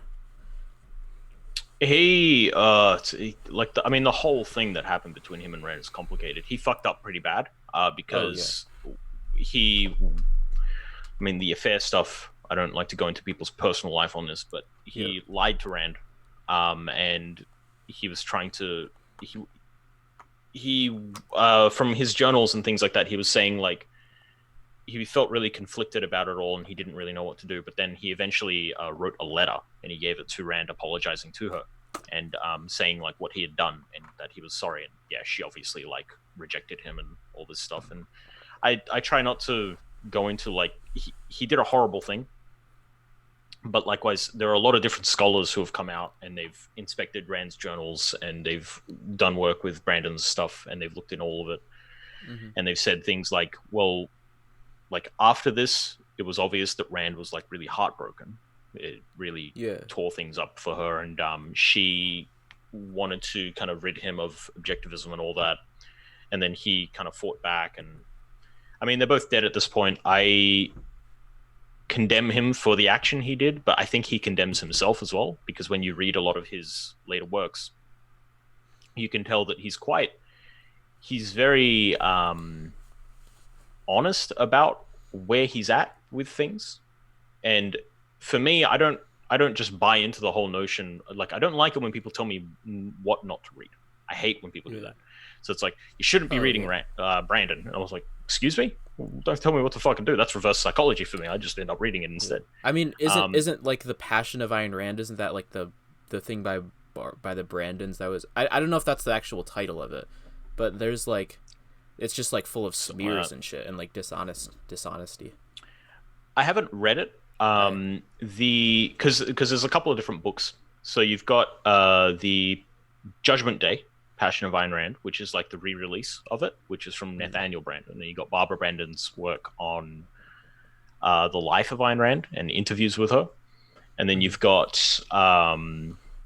you got Valiant. No, yeah, Valiant. Valiant came out with a book who basically debunked a lot of the things, the assertions Yeah. that were made Yeah. in the Passion of Ayn Rand and Barbara Brandon's work. But then there's another guy, Chris Ciabarra. Ciabarra is really good. He's a scholar, and he's actually written a full book on objectivism as a whole. He's very, very good. Haven't read his book, but I've read a lot of his articles on it, and does a scholarly review on the journals of Ayn Rand, I think it was called, which you can Mm. look it up online. They have a lot of prominent objectivists, him included, and a couple of other people like talking about Rand in a scholarly fashion. So he's quite good on that. And he's written a thing like a rebuttal towards Valiant, and he said, "Well, I actually worked directly with Nathaniel Branden and Barbara Branden, and have like full access to Ayn Rand's journals." And he went into a lot of different things on that, and I read it. It was interesting. Like I tend not to. I'm like I don't care that much about it. It's like, oh, you know, who did this, who did that in 1968. Like it's not that big of a deal to me at this point. They're both dead. They're both dust. You know, I have tremendous Yeah. respect for Rand's work, but I can also recognize that I've listened to a lot of the old lectures from Brandon. hmm The guy knows what he's fucking talking about. Like he's really good in some areas, and I've read some of his books. He knows what he's talking about, and part of his whole thing when he was older, in particular before he died, he was talking about how with philosophy it requires a psychological application as well. And what he meant by that was that it's easy to say just be rational and, you know, be absolutist and reason is the absolute and all that. And he agrees with all of the kind of primary tenets of hmm objectivism. He still agreed before he died. But he was saying there needed to be a psychological application. And part of what I'm doing on my channel is the whole thing of like self-acceptance and self-responsibility and learning to be integrated in the sense of understanding where your emotions come from, why they are the way they are, how to think in principles, how to change old premises. All that stuff is psychological application. And without it, if you just apply the philosophy sans all that, and it's coming from, say, an extreme religious background or a hedonistic background, it can be really hard to integrate because you don't know how to do it. So his primary thing was about like, objectivism is great, and it's a very powerful philosophy for living a tremendous life, but how do you actually apply some of these principles? Like, what's the psychological method to do it, to kind of integrate new premises and things like that? That's what his whole thing was with his later work prior to his death. And I think it's remarkably interesting. Like I don't go by the I'm exclusively Leonard, I'm exclusively Binswanger, I'm exclusively Rand or anything like that. I read a lot of stuff, and I'm cool with it, and I just kind of judge it as it is, and I apply it to reality and go, is it true or not? That's it. So yeah, for sure. I mean, like that seems like a good intellectual method. Like that's how you come to truth. You need to look at reality and make sure that, like, you can't just take what they're saying at face value and just take it on faith and just not actually know that it integrates with reality. Like, you have to, if you want to accept a philosophy, you have to see, oh, Rand said Rand said be independent. Rand said don't be second-handed. Well, what does this mean in reality? Now I need to look at this and see what happens when I'm second-handed. Now what happens when I'm independent? Or like, what emotional states do I feel? What values do I achieve? And then I see that, oh, I achieve my values. I feel happy when I am independent, and I feel fucking depressed and like these whatever, and basically based on whatever whims other people are feeling, I feel crazy downs, and like the highs that I feel when people are super positive on me aren't as high as when I independently achieve value. So you can like integrate all this and see, okay, independence, that's a virtue, that's something I should pursue. But to actually understand that, you can't just say, oh, independence, yeah, that's a virtue, I agree, and then move on. Right. Like, you have to make sure that you understand it and that it's true in reality. Yeah, it's with anything. I treat it similar to physical things. So like when you do workouts, you can understand how to work out. You can understand the nutrition. You can understand all that stuff. But until you apply it, you don't understand it, if you get what I mean. Mm-hmm. It's like, prior to me doing workouts a couple of years ago, I was like, I know how workout works. Just eat less and train. Move muscles, bicep, caveman, lift shit. I mean, you can do that and you'll get some result, but there is an element of understanding it by applying it. So once you understand those fundamentals and you start applying it to reality and you start seeing the results, then you get it. And it's like, okay, this works because I do it this way. This works because I do it that way. You get into the specifics of things. Mm-hmm. So you're taking in all the knowledge and then you're applying it to reality. And it's the same with philosophy. It's the same with basically anything. You need to apply it to get it, because that's how integration works. Like, if you don't apply these concepts and ideas in reality, they're effectively useless. It's just, well, I understand, productivity, pride, happiness, self-esteem, purpose, reason, all this stuff. Yeah, I understand it. Read in a dictionary. All right, I'm going to go live my life and be a selfish prick. And it's like, wait, what do you mean by selfish prick? What'd you just say? So yeah, I'm just going to screw my friends over and be selfish. Okay, you don't get it. Yeah. It's you don't apply it in that proper sense, So yeah, when you don't come to it independently, when you don't independently judge it for yourself, you misapply it. I mean, that's how it tends to happen. You don't actually fully understand it and how to use it in reality. And I mean, that's one thing that I get a lot of value out of, like, just talking with other people who I disagree with, or talking with anybody in general. Like, even with other objectivists, of course. Like, I fucking love talking with objectivists. And like, it just helps me bounce the ideas off and make sure that I'm like applying them right, and I can see what other people think about reality, like what other things they've integrated, because I haven't seen everything. I'm 19 years old. Like, I have a lot of life left to live. I haven't had all the experience that a lot of other people have had, and they can tell me their things that they've seen and the sort of the questions that they've asked and tried to come to answers to. And then, I mean, like with people that have a different perspective on the world than you, who aren't objectivists, like, they have all these different questions and all these weird ways of looking at the world, and it's interesting to think about. although a lot of their questions are just completely stupid, like, oh, why does existence exist? That how religious people think. But like in realizing why that's a stupid question, you come to a better understanding of the primacy of existence and of your philosophy and of how that applies to reality. Like you just constantly applying it, constantly talking about it, constantly thinking about it, and interacting with other people and debating and asking more questions. Like you come to a better understanding of what the actual tenets of this philosophy are.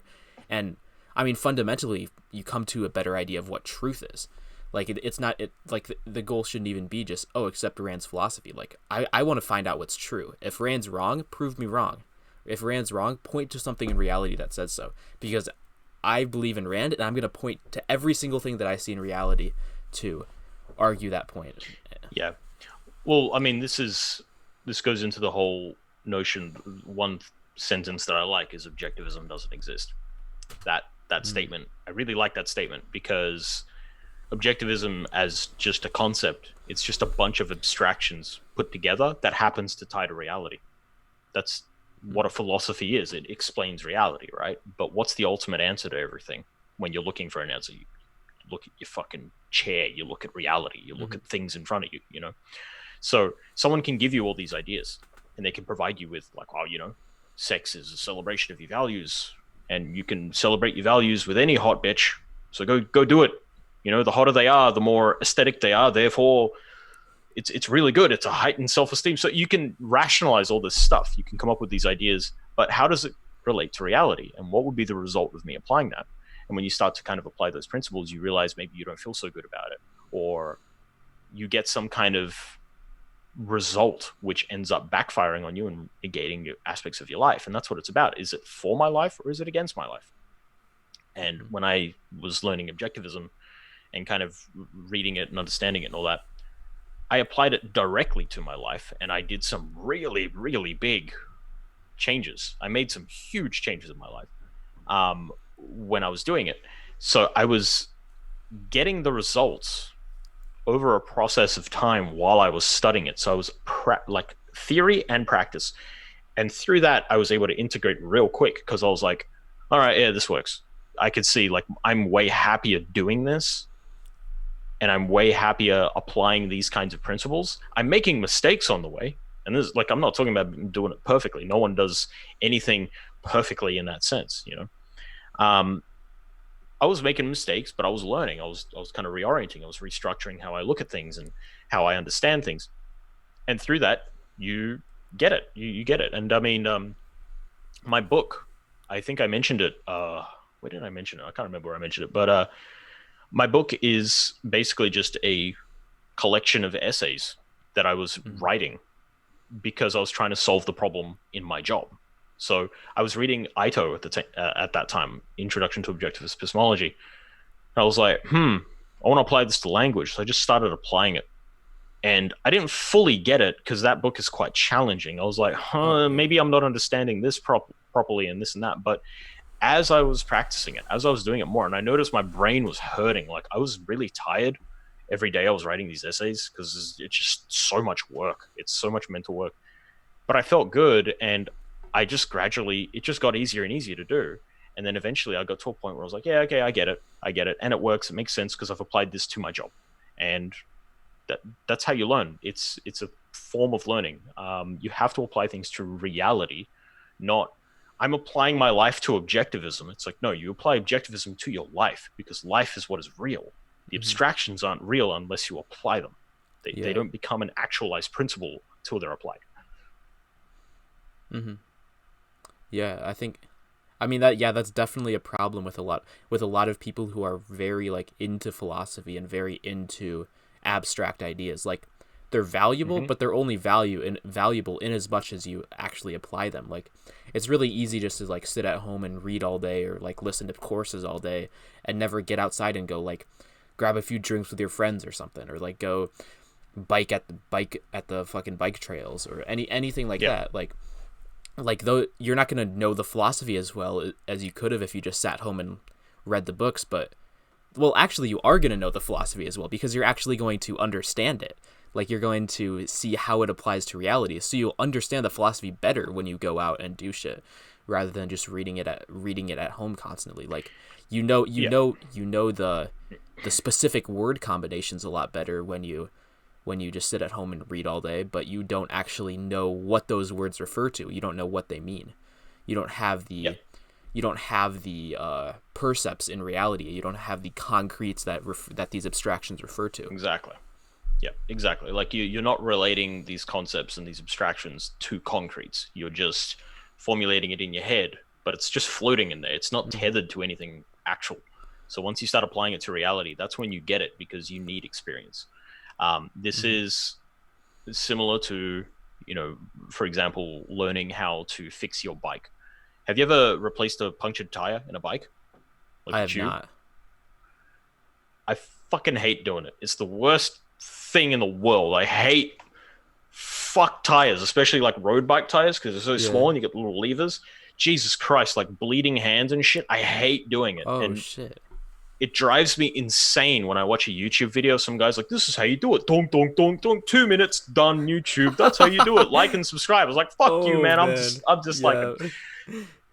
but like, I knew how to do it. But holy shit, it was a struggle and it was driving me insane. But then I realized there are certain techniques which I was not applying. And the only way to learn those techniques, the only way to understand how to handle these things and how much pressure to put and everything like required experience. So Mm-hmm. now it's like when I do it, I am much quicker about it. And I can actually do it in like 5 to 10 minutes. Not professional level, because these guys, 2 minutes, bada bing, bada boom, done. But the fact is, I can know how to do it, but I don't know how to do it until I actually do it. Yep. And it's the same thing with working out. It's the same thing with philosophy, any kind of idea. It's like you're not going to trust you're not going to trust someone who is theoretically an amazing mechanic because he's read 50 books on the subject. But it's like, Mm-hmm. have you ever like actually rewired an engine? No, but I know what an engine is. It's like, Yeah. what's what value are you going to provide to me? Like, Yeah. I'm just taking a massive risk by like letting you fuck with my car, and maybe it'll explode in the middle of the road. Because Mm-hmm. you've just applied theory. You need to apply it to reality. There's an experience that's required with Mm-hmm. everything you do. And again, that goes back into when we were talking about relationships. That's why relationships are good fundamentally. Like, Mm-hmm. they Oh provide you yeah. long term with experience and self development. And through that, you learn to understand better, you learn to integrate better. And that's why it's also important, like when people think of their past and regrets and things like that, you have to be okay with forgiving yourself over mistakes that are made. You have to be okay with respecting the fact that at the time you went with what you had in your mind. You went with your judgment. Maybe your judgment is wrong now and you can look at it and castrate the kid for making a mistake, right? Mm-hmm. But the fact is, at the time, you have to remember the context was this was my best conclusion. This is what I Yep. went for because it was what I knew best. And now I know better. So that's Mm-hmm. part of life. Yeah. Yeah. And I guess one thing that I guess the whole phrase of like applying ideas to reality, like that, I don't know if that's the right way to go about it. Like that phrase is a good thing. Like you want to like take these ideas and objectivism and like apply them, but that's sort of reversing the train there. Like you or reversing putting the cart before the horse. Like you have these, like you look at reality and you get those ideas from reality. You get your concepts from reality. So it might not be the like the best phrase, like apply these to, or I guess the way that it's used is good, but like sort of thinking about it like, oh, I'm gonna learn all these ideas and then after I learn them all, then I'll go apply them to reality. Well, you don't learn them by reading, you learn them by looking at reality. And Well, shoot, I had something I wanted to say with the relationship thing, but I forgot now. Fuck. But so good.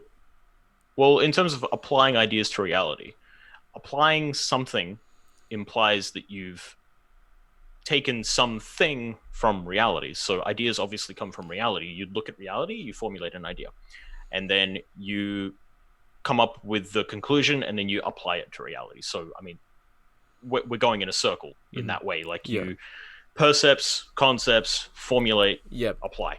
Yeah, it's like But a if you cycle. do, yeah, exactly. So if we're looking at, say, like reading Rand's work, percepts, concepts, so where's the application part? All right, you understand it, but where's the application? It's now just floating in your head. You need to tether it, and that tethering is required by the individual, because the only way to get something properly is to apply it yourself. You can't. You can get things. Well, it depends on your values as well. Of course, it comes down to what you value. If you like don't value, say, I don't know, painting. If you're not a painter, then don't study painting. You don't need to. You've got finite amounts of time. But that's how everything works. You take things in, you try to understand it in your head, and you try to figure it all out, and then you apply it to reality to confirm that it is true. And you make a mistake, you try to understand whether it's the idea that's wrong, or maybe it's your application of it that's wrong. And then you just, rinse and repeat.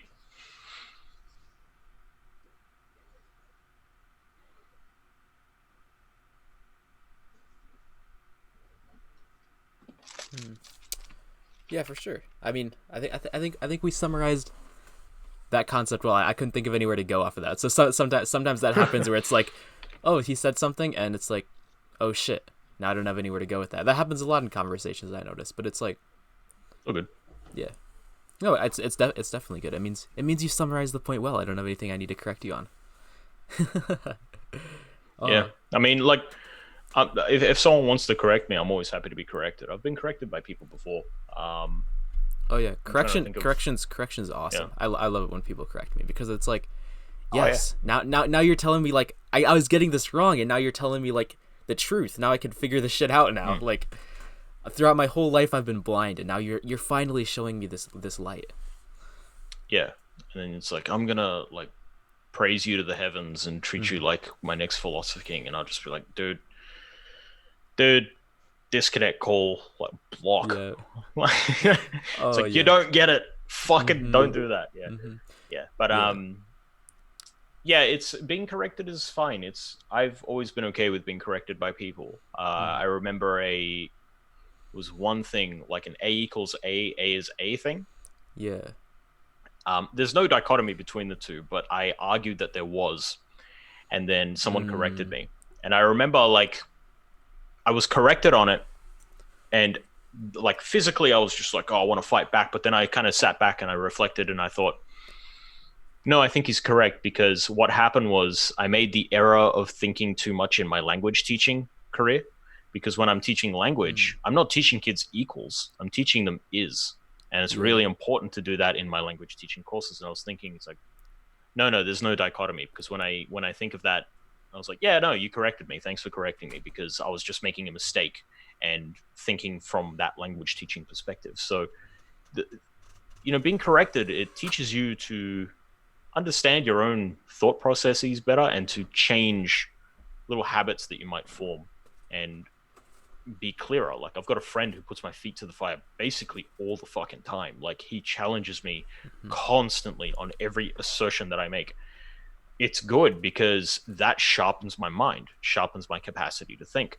So yeah, being corrected, like, it's great. Unless the person's a prick. Like, if the person's a complete asshole, like yelling at you and calling you names and shit, I'm just like, fuck off. Like, I'm not dealing with you. Yeah. I mean, that's one great thing about YouTube. Like, you get obviously the amazing critiques by other objectivists usually, where it's like, oh, you got this specific thing wrong. Like, go back and check what you're saying, and it's like, wait, did I really get this wrong? Argue about it for a little bit, realize that, oh yeah, I actually got that wrong, and then I get corrected, and then I'm closer to the truth.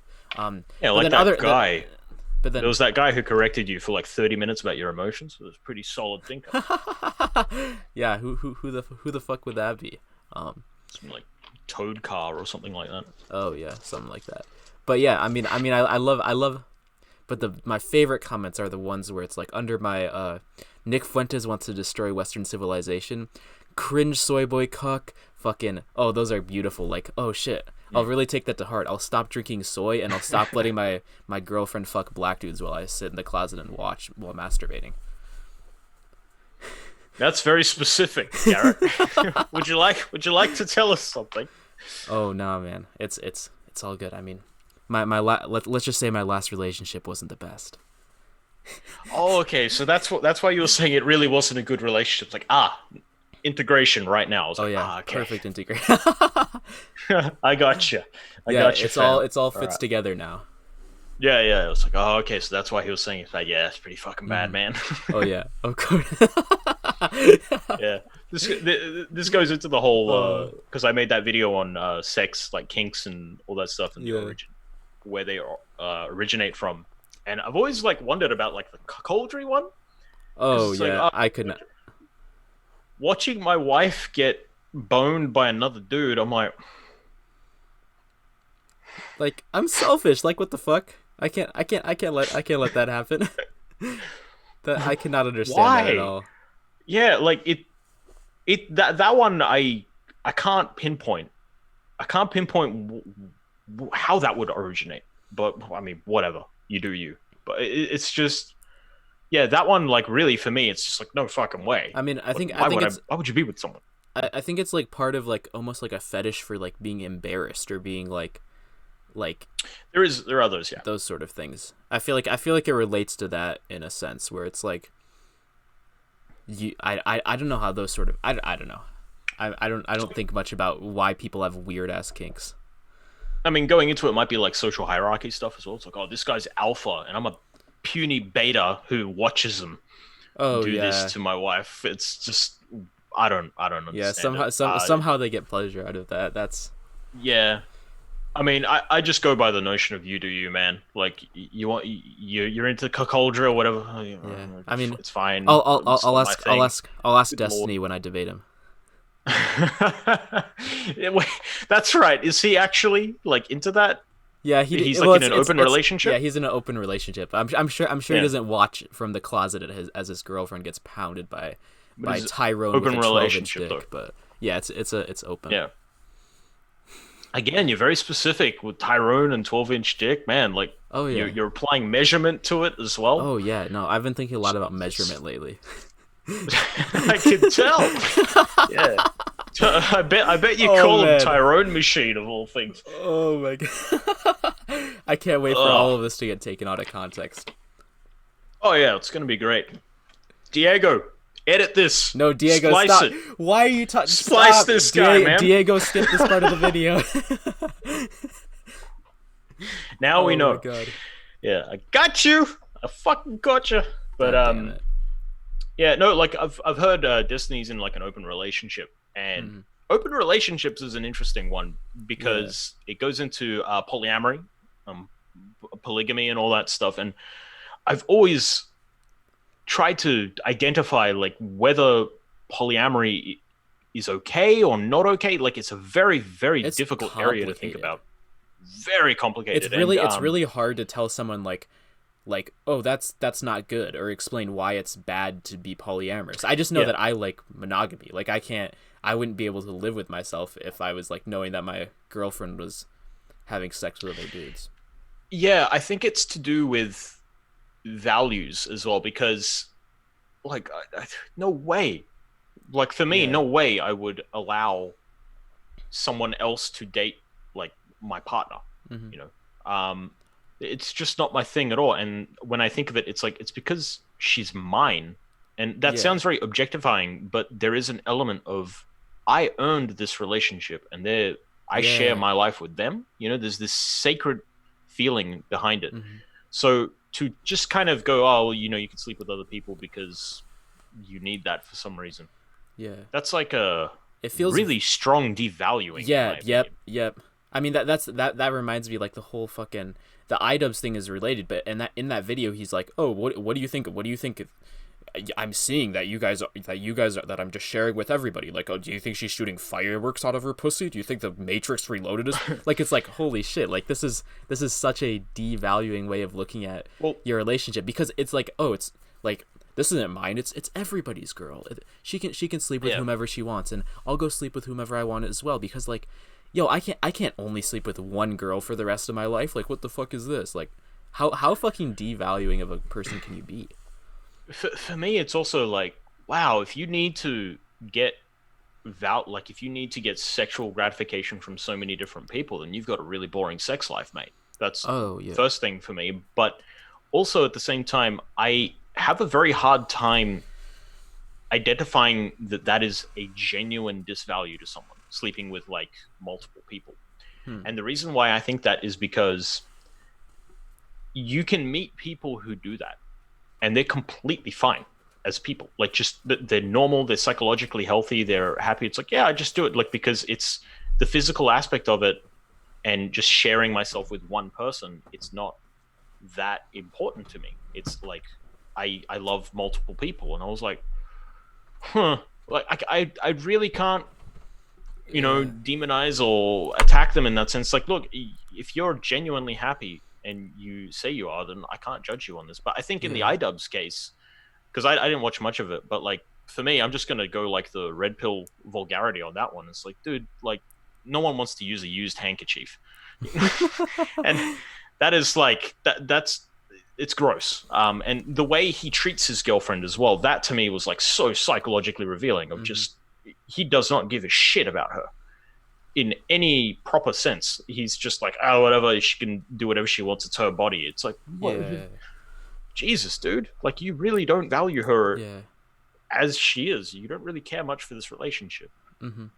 Yeah. I mean, like I noticed that when I'm in relationships, maybe this is just due to the fact that I've only been in like shorter relationships, but Hmm. like I've always felt like I don't even feel like sexual desire to get with any other women. Like I'm not interested in that. It's like, Yeah. no, I'm with this person. Like this is my highest value, and I see like so clearly like I see attractive other women. Like it's like, but it's like I have no desire to go and do anything with that person. Like it just is so foreign, like that whole idea. But I don't know, maybe people get Yeah. bored after a few years with that I can't imagine that. That's so fucking I foreign. mean, that can definitely happen because, like, sexuality and sex in general, just doing the same thing over and over again does get monotonous. And humans are creative. We want to be creative. We want to expand our horizons on things, right? So it's more of a question of like, okay, when you get into the area of sexual satisfaction and dissatisfaction, are you now at the point where you're not sexually satisfied? Okay, is the answer to seek other women, or is this person your highest value and you can talk to them about anything, and you want to try experiment and get creative with things, because that is entirely possible. Mhm. I mean, there's an entire industry for that. So it's it's an interesting area, and this is why, like, when I talk about sex and sexuality in my videos, it's very hard to, and I think disingenuous of me, to say to someone that, oh, what you're doing is bad because it goes against like whatever. I can't do that because it's an individual thing. It's highly individualized to the point of like, if this person is genuinely happy with, say, X kink, but for me it's like revolting, like, who am I to say that they're wrong? Because it's about you and your values and your life and your Yeah. happiness, right? So it's more about introspection and figuring out like whether this is objectively good for you or not. And I mean, we can go into the whole deal with Rand as well. She had two partners. Hmm. She was romantically involved with Nathaniel Brandon and Frank O'Connor. And now people would say, oh, Frank was completely fine with it. Some people were saying he was an alcoholic, which is bullshit. But the fact of the matter is that is a very complicated area to talk about because it Hmm. involves social dynamics and it involves your values. And it's like, you can't apply that objective standard on like, no, monogamy is correct, because then you're just applying religion. Yeah. So yeah, so I think it's very personal. It's a very dependent on values thing. But I will say, like, on evaluating, just on a brief evaluation of things like iDubbbz, things Oh like yeah. iDubbbz. Good lord, I don't respect that guy. Things. Um, you could see that he is just like, he's a messy guy. He's a mess. Hmm. He's not psychologically in tune or healthy, and that requires some pretty deep introspection. But that ain't fucking happening. So Oh yeah. I mean, yeah. That like yeah. It definitely feels weird to like just condemn it all together outright. yeah, I mean like I have a lot of respect for Rand. Rand was not monogamous. Yeah, as you were talking about. So can I just say that monogamy is this like the only moral way of having a relationship? I don't know if I can say that. Like I know for me that is the moral way for me. If for right, my life, like that is objectively the right course of action for me to take. But for other people, maybe they have different values in that sense, and that's perfectly fine. That's yeah, perfectly objective, possibly. yeah. Because it is to do with your life and what makes you happy, right? And here's the thing as well, like I've known people who they're effectively single, but they casually date and they have casual sex. Now, you can probably assume it's like, oh, well, that's pretty bad because they're devaluing sex, right? But then I ask them, it's like, okay, what's that like? And they're like, well, I don't just pick any random slut. I evaluate the girls, like I get to know them and things like that, but I'm very upfront about the fact that I'm not monogamous in that sense. It's like I'm seeing you and you are valuable to me and we have sexual relations and I'm going to be safe and all that. But that doesn't negate the fact that I'm going to be seeing other women and I'm going to also be evaluating them. So they're evaluating the women. They're ensuring that they're good. They're vetting them, so to speak. That's how red pill philosophy would talk about it. I'm not a fan of red pill really, but like a lot of the fundamentals behind work hard and things like that's pretty good. A lot of guys get into red pill because they're angry, but I digress. Like these people, they would psychologically evaluate these girls and they would be like, yeah, they're worth my time and this and that, but they want to remain within that kind of single mindset of just achieving their values while maintaining some kind of sexual relations with people that they deem as likable and worth their time.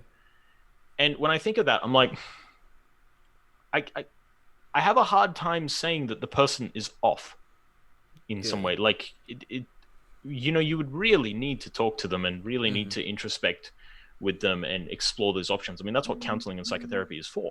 But like, I can't really say just straight up, it's like, oh no, you're immoral because you devalue sex by having sex with 3 girls. It's like, no, devaluing sex is mindlessly fucking. Just going out and fucking women because it feels good. But this dude, he'd be like well adjusted, he takes care of himself, he achieves his career goals and all that stuff, but he meets women on the side and sleeps with them. I mean, that's what happens in Atlas Shrugged anyway. Like, I mean, Reardon, he meets Dagny and he's like, oh man, she's awesome, evaluates her and then starts banging her. Excuse my vulgarity, Charles. But hey, no, I don't know, that just popped up in my mind and it made me laugh. Yeah, but I just remember he doesn't like words that like kind of devalue sex. And me, I'm Aussie, I'm just like banging. But he meets Dagny and then he would sleep with her and all that, and then it would stop because she ends up meeting a guy that she prefers. Okay, but like now Francisco, on the other hand, he would just screw girls without really giving a shit. He was just kind of being the hedonist, and then he was pretty unhappy with that, right? So there's an interesting element, like when you relate these things to Rand's novels, and you can kind of connect them to reality and go, hey, hang on, like I can actually see some connections here where like a genuine hedonist, they're not happy because it's like devaluing, but then a guy who would meet a girl and he likes her and he would start sleeping with her and then it's like dumped. It's like, oh, okay. And then he would like, try to meet other women or whatever. And then Dagny like swings over to another guy. Yeah. And that's all fine. I was like, yeah, there's a lot of interesting connections to reality and sex and sexuality. And I think it's a very complicated area that I don't think anyone can really pinpoint and say right now, this is the absolute best way a human can live. Because it's like, no, we're individuals and we have certain values and hierarchies in our own life and how we see things and what is best for our well-being. And sexuality is super complicated. It's not as cut and dry as just like monogamy and that's it, because like even marriage as a whole, marriage is just a contract. It's like you remove all the religious connotations and everything, it's just a contract. That's all it is. But why is it valuable to someone is the actual question. Why is it valuable to you? What spiritual, whether it's religious or spiritual in the objective sense, so yeah, it's a very interesting area, remarkably interesting.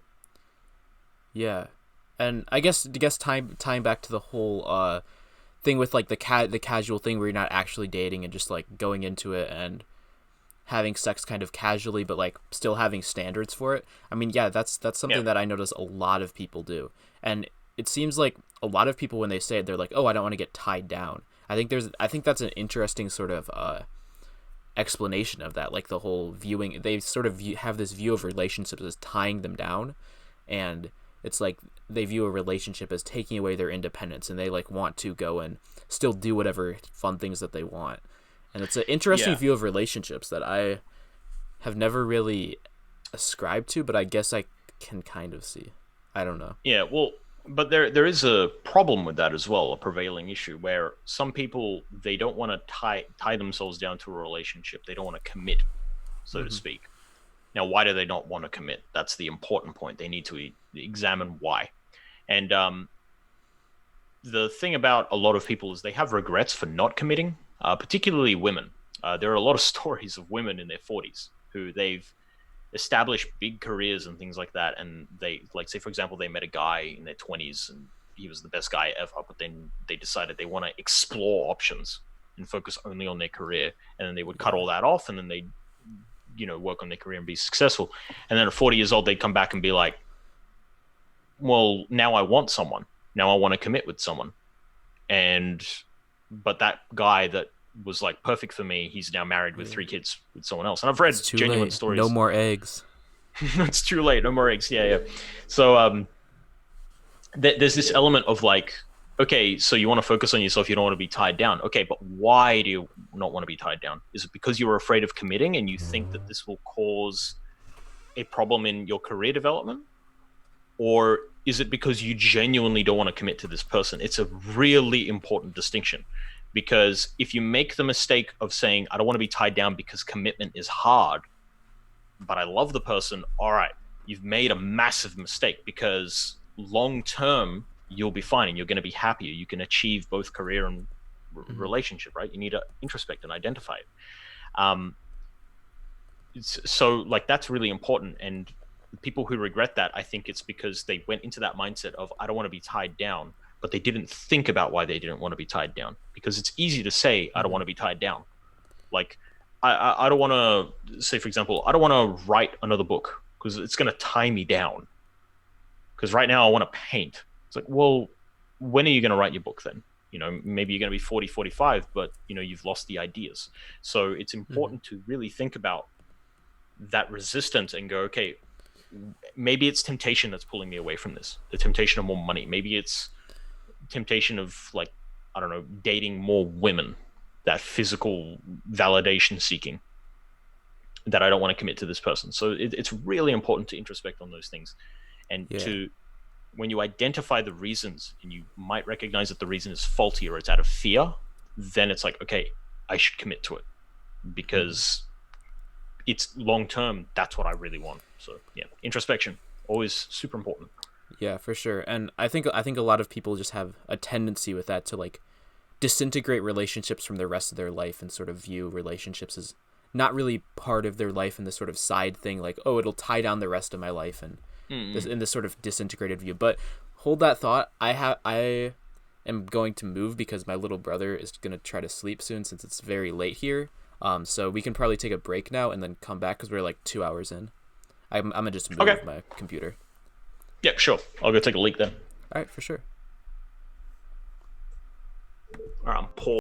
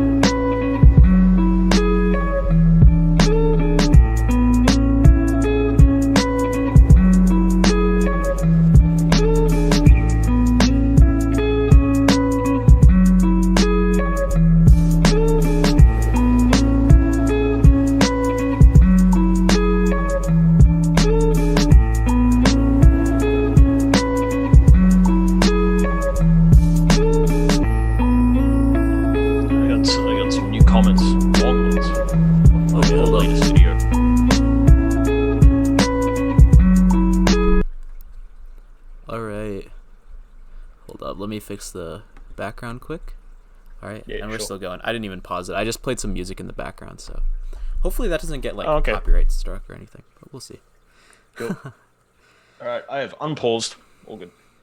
All right, sweet. I don't have an unpause button on mine. I don't know how to do that, which is really weird. Yeah, it's right next to the recording button on Windows. I think you're on a Mac, right? Oh no, I'm on Windows. Oh, you're on Windows. Okay. Yeah, Yeah. like it's on the studio mode. There's a pause button right next to record, so you can check that out. It just mine just says start streaming, stop recording, studio mode settings, and exit. So maybe I just Yeah. have a different version or something. But whatever. Maybe. But yeah, All right, this so is what's this next is on my, the agenda? I don't know if you had anything to add on the relationship thing. I'm trying to remember if. But yeah, I mean this is this. I moved to my live recording, my live stream area. I always record my live Yeah. streams right here, and yeah, because it's late here, like 11 o'clock. But we could get in. I think we were gonna talk about. You wanted to talk about my debate yesterday. Did you have anything you wanted to add about that or? I mean, I didn't watch too much of it because I was busy yesterday. I only saw snippets. Yeah. I just remember that he was, what was it? He was throwing out the, like, would you jump on a grenade to save other people? Oh yeah. I saw a little bit of that, and I also saw the question of, like, why would 20 selfish people be better off than 20 selfless people working together, collaborating to build something? Yeah. And that I saw, your answer was pretty good, but you, in terms of what you could have added, is like you have to first define the concept of selfishness properly in this sense, because he was kind of going into the whole thing. Everyone is selfish, therefore they're all going to do their own thing. It's like, well, they're all doing their own thing within the context of their life. Yep. And given that a selfish person wants to win the game because it's of value to them, they're going to collaborate together to achieve that goal. So there's nothing to do with being selfless. And selfless, by definition, is without self, selfless. So a selfless person is going to be resentful when they're told to do things without any value or anything to gain from it. I do things because I gain from it. And that ends up benefiting a lot of people, because naturally speaking, when you start developing yourself, you start being a self-interested person. You want to facilitate change and growth in other people too, because it benefits you. You end up having happier people around you. Like if you're a selfish, as he says, selfish prick Yeah. to everyone around you, no one's going to be happy with you. No one's going to want to talk to you. And socializing isn't the standard. It's more just, it's in your interest to be good to other people who are fundamentally good, because that benefits your life in so many ways. It could be economic, could be romantic, could be social, could be in thousands of different ways. Yeah. So the question was, it was a weak example, and like if he said that to me, I would have just ripped it apart. Oh yeah. As I just did. But like I can understand within the context of a debate, you have to think fast. Yeah. I and mean, yeah, like I you essentially said like the first points you were making. I didn't go as deep as you did later, but I like was essentially like, oh no, these people have these values to win this game. So they're like with the athlete. I think we were talking about athletics. So like this group of people, they have values to win this game. So like if you're a basketball player, it would be like selfish, quote unquote, from the way you're viewing selfish, to like take that last shot when you're guarded by two people and your best 3-point shooter is wide open. But what would actually be in your self-interest would be pass it to him. And that like that's in the actual value of your life. And yeah, he kept using selfishness really bad. So I think at one point in the video, I'm like, all right, hold up, let's unpack this term selfishness quick, and then I went into like the basic the whole thing like, oh, selfishness isn't lying, seating, and chilling, the whole like Iran thing. I went into that's an easy argument to make, because as an objectivist, it's like the first thing that you learn over and over, and it just gets hammered home. Yeah, like as I said, I just skimmed parts of it, and then I went on, did some stuff, but I saw it just as more fundamental misunderstandings again, because people apply this notion of selfishness as being interested in yourself at the expense of others. They apply that conditional statement at the end of, it's like, oh, you're interested in yourself, that means you're at the expense of others. Like, no, that's a package deal. What does it mean to be selfish? It means to be interested in oneself. Okay, in relation to what? For whom? Like, what? All the conditionals are applied after the fact of the definition. And this is a very common misunderstanding that people have, and it's common in most forms of communication and debate. Like, someone would define something, but they would apply 1,000 different conditionals to it. Like, altruism is, not worrying about yourself and supporting yourself by community service. You're like, wait, what the fuck? Like, how did you even come to that conclusion? Like, no, like, altruism is lack of interest in oneself, like no selfless desire. Okay, let's just apply that as an example. You marry someone out of selfless desire. Okay, so you're telling the person, I'm marrying you for your own sake. I have zero interest in you. Oh yeah, like, that's I have so zero interest in you because I can't be. That's fucking horrifying. Imagine marrying someone like that. It's like, oh, I love you because I just have to. Oh yeah, or the whole the whole like religious idea of like, oh, love them because of their faults or love them because of their bad things. Oh yeah, do you know why I love you? I love you because you get angry really easily, or I love you because you're so emotional all the time about everything. Like, what the fuck? Why would you love somebody because of that? How I love is that the fact that you proud? fucked Tyrone. Oh yeah. There you go. Yes. It's horrendous thinking. Because love is conditional. I've written a blog post on this as well. It's a conditional thing. You fall in love with someone because of the values they espouse, because of what they provide you in your life. Like, you don't enter into a relationship going, well, I'm just with them because it's in their interest for me to be around because I can support their shitty drinking habits while I work 9 to 5. So it's very specific. But that happens. Like, those kinds of relationships happen where it's just this like non-reciprocal, horrible, resentful relationship. And I've seen this in Japanese society as well. Like, I've seen relationships where it's like the husband comes home like 10 p.m. every day, barely sees the wife, and they sleep in 2 different rooms. And they've been together like 25 years. You're like, what the fuck? Like, it's just weird. And that's a common trend in relationships. And going back to like the 20 people selfless, 20 people selfish, you apply the same logic. Like, I'm not in this for myself, I'm in this for you. But I'm in this for you. Yeah, but I'm in this for you. What? Like, no one's going to cooperate. Who ultimately gets to receive all the selflessness? I mean, the fucking dictator. Yep. Because you need a philosopher king. That's the thing. Like, to be selfless, you need someone to guide you to be selfless. Because if you're left to your own devices, you end up doing things in your own self-interest. Now, you might do it incorrectly. That goes into, like, being a Max Stoner, everything's a spook bullshit artist.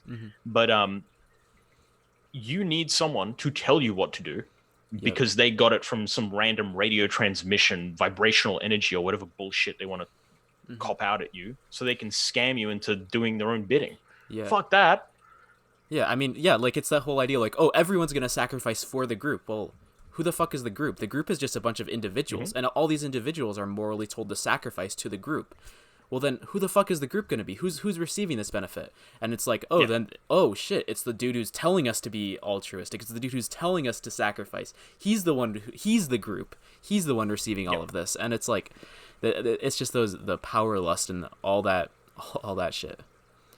Yeah, so I mean, like, the debate, I skimmed it and I was like, yeah, I mean, you seem to do fine on it. Yeah, I think it was definitely better than my first debate because I made sure that he like defined his terms this time, because the last debate I did not focus as much in on that, and like we were like the first like 15 minutes of the debate was just us struggling to define objectivity and what ethics, or the definition of ethics.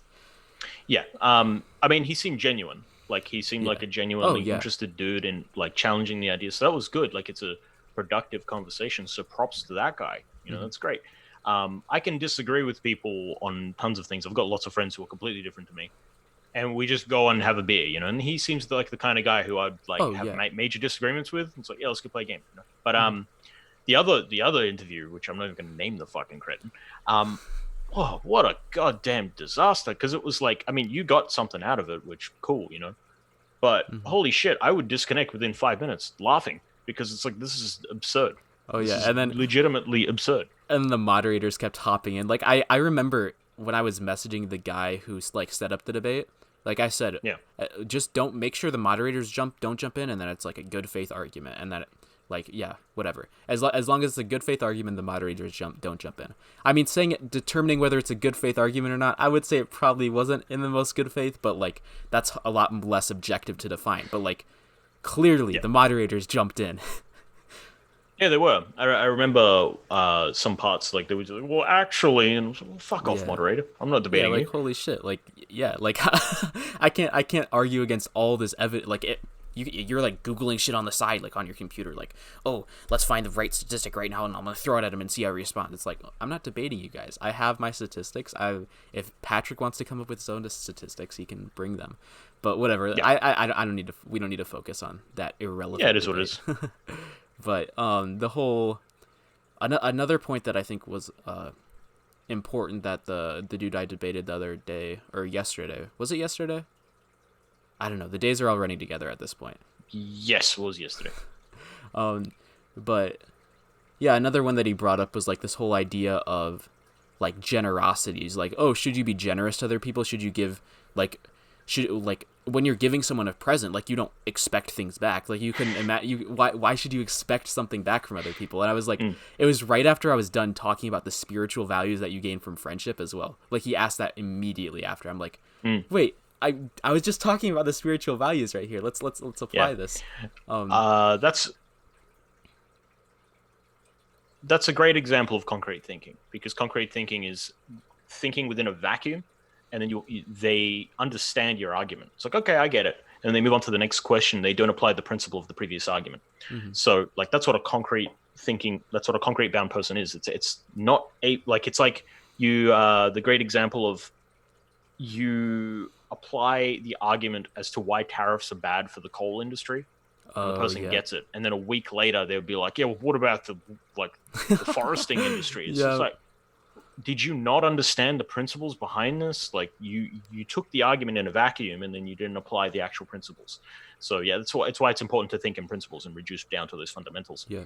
So yeah, that's a great example of concrete thinking. Yeah, and I mean, this is the problem with a lot of the internet debaters. They get so like into all these statistics and all these articles and studies and all that shit, and they'll get so hyper focused on memorizing all these stats and shit, and then for all these like concrete examples, and they don't ever focus on principles. They don't ever apply any principles to their arguments, and they just get bogged down in all this like overwhelming shit for their conscious mind. Like I can only memorize so many things. Like I have way more important things to memorize than the fucking Wall Street Journal statistic that they posted 3 weeks ago about the amount that the whole tariffs on China has affected our GDP. Like, who gives a fuck?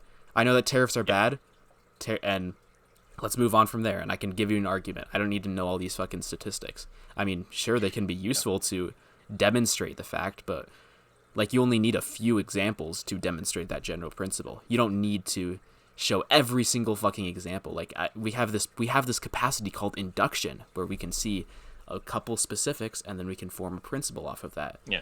We don't generalize need to see every and then you go thing. to specifics. Mm-hmm. Yeah. Yeah. And it's people want all the information. It's this. I think there's an implicit kind of Platonic standard with how people want to understand reality. It's like we need to know everything before we can truly consider this a fact. Mm-hmm. Like literally everything. It's like, no, there's a point where you have to actually go, after taking in all this information and this data, it's like certain that it's a fact. Yeah.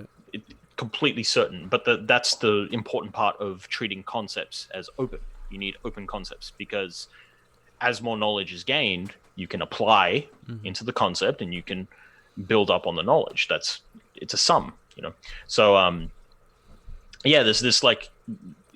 there's this kind of implicit sense of people wanting to know everything before they can finally deduce that this is correct. It's like, Jesus, like, how much info do you need for me to tell you that this is a fucking smartphone? It's like, Jesus Christ. I mean, yeah, like they want to logically prove it, like deductively in a sense. Like they don't believe, because induction is contextual. Induction is not like 100% certain when you do it. Like you can see like the whole like all swans are white, that whole example, or is it black? I don't remember the specific. Like every swan that you see is white, and then, but like, oh, you can say that all swans are white. Well, you can't say that because what if you see one that's black? Oh shit, and that disproves induction. Well, I mean, in your context, you see every swan that you see has been white so far. So in your context, that's the truth. Like, knowledge is contextual in that sense.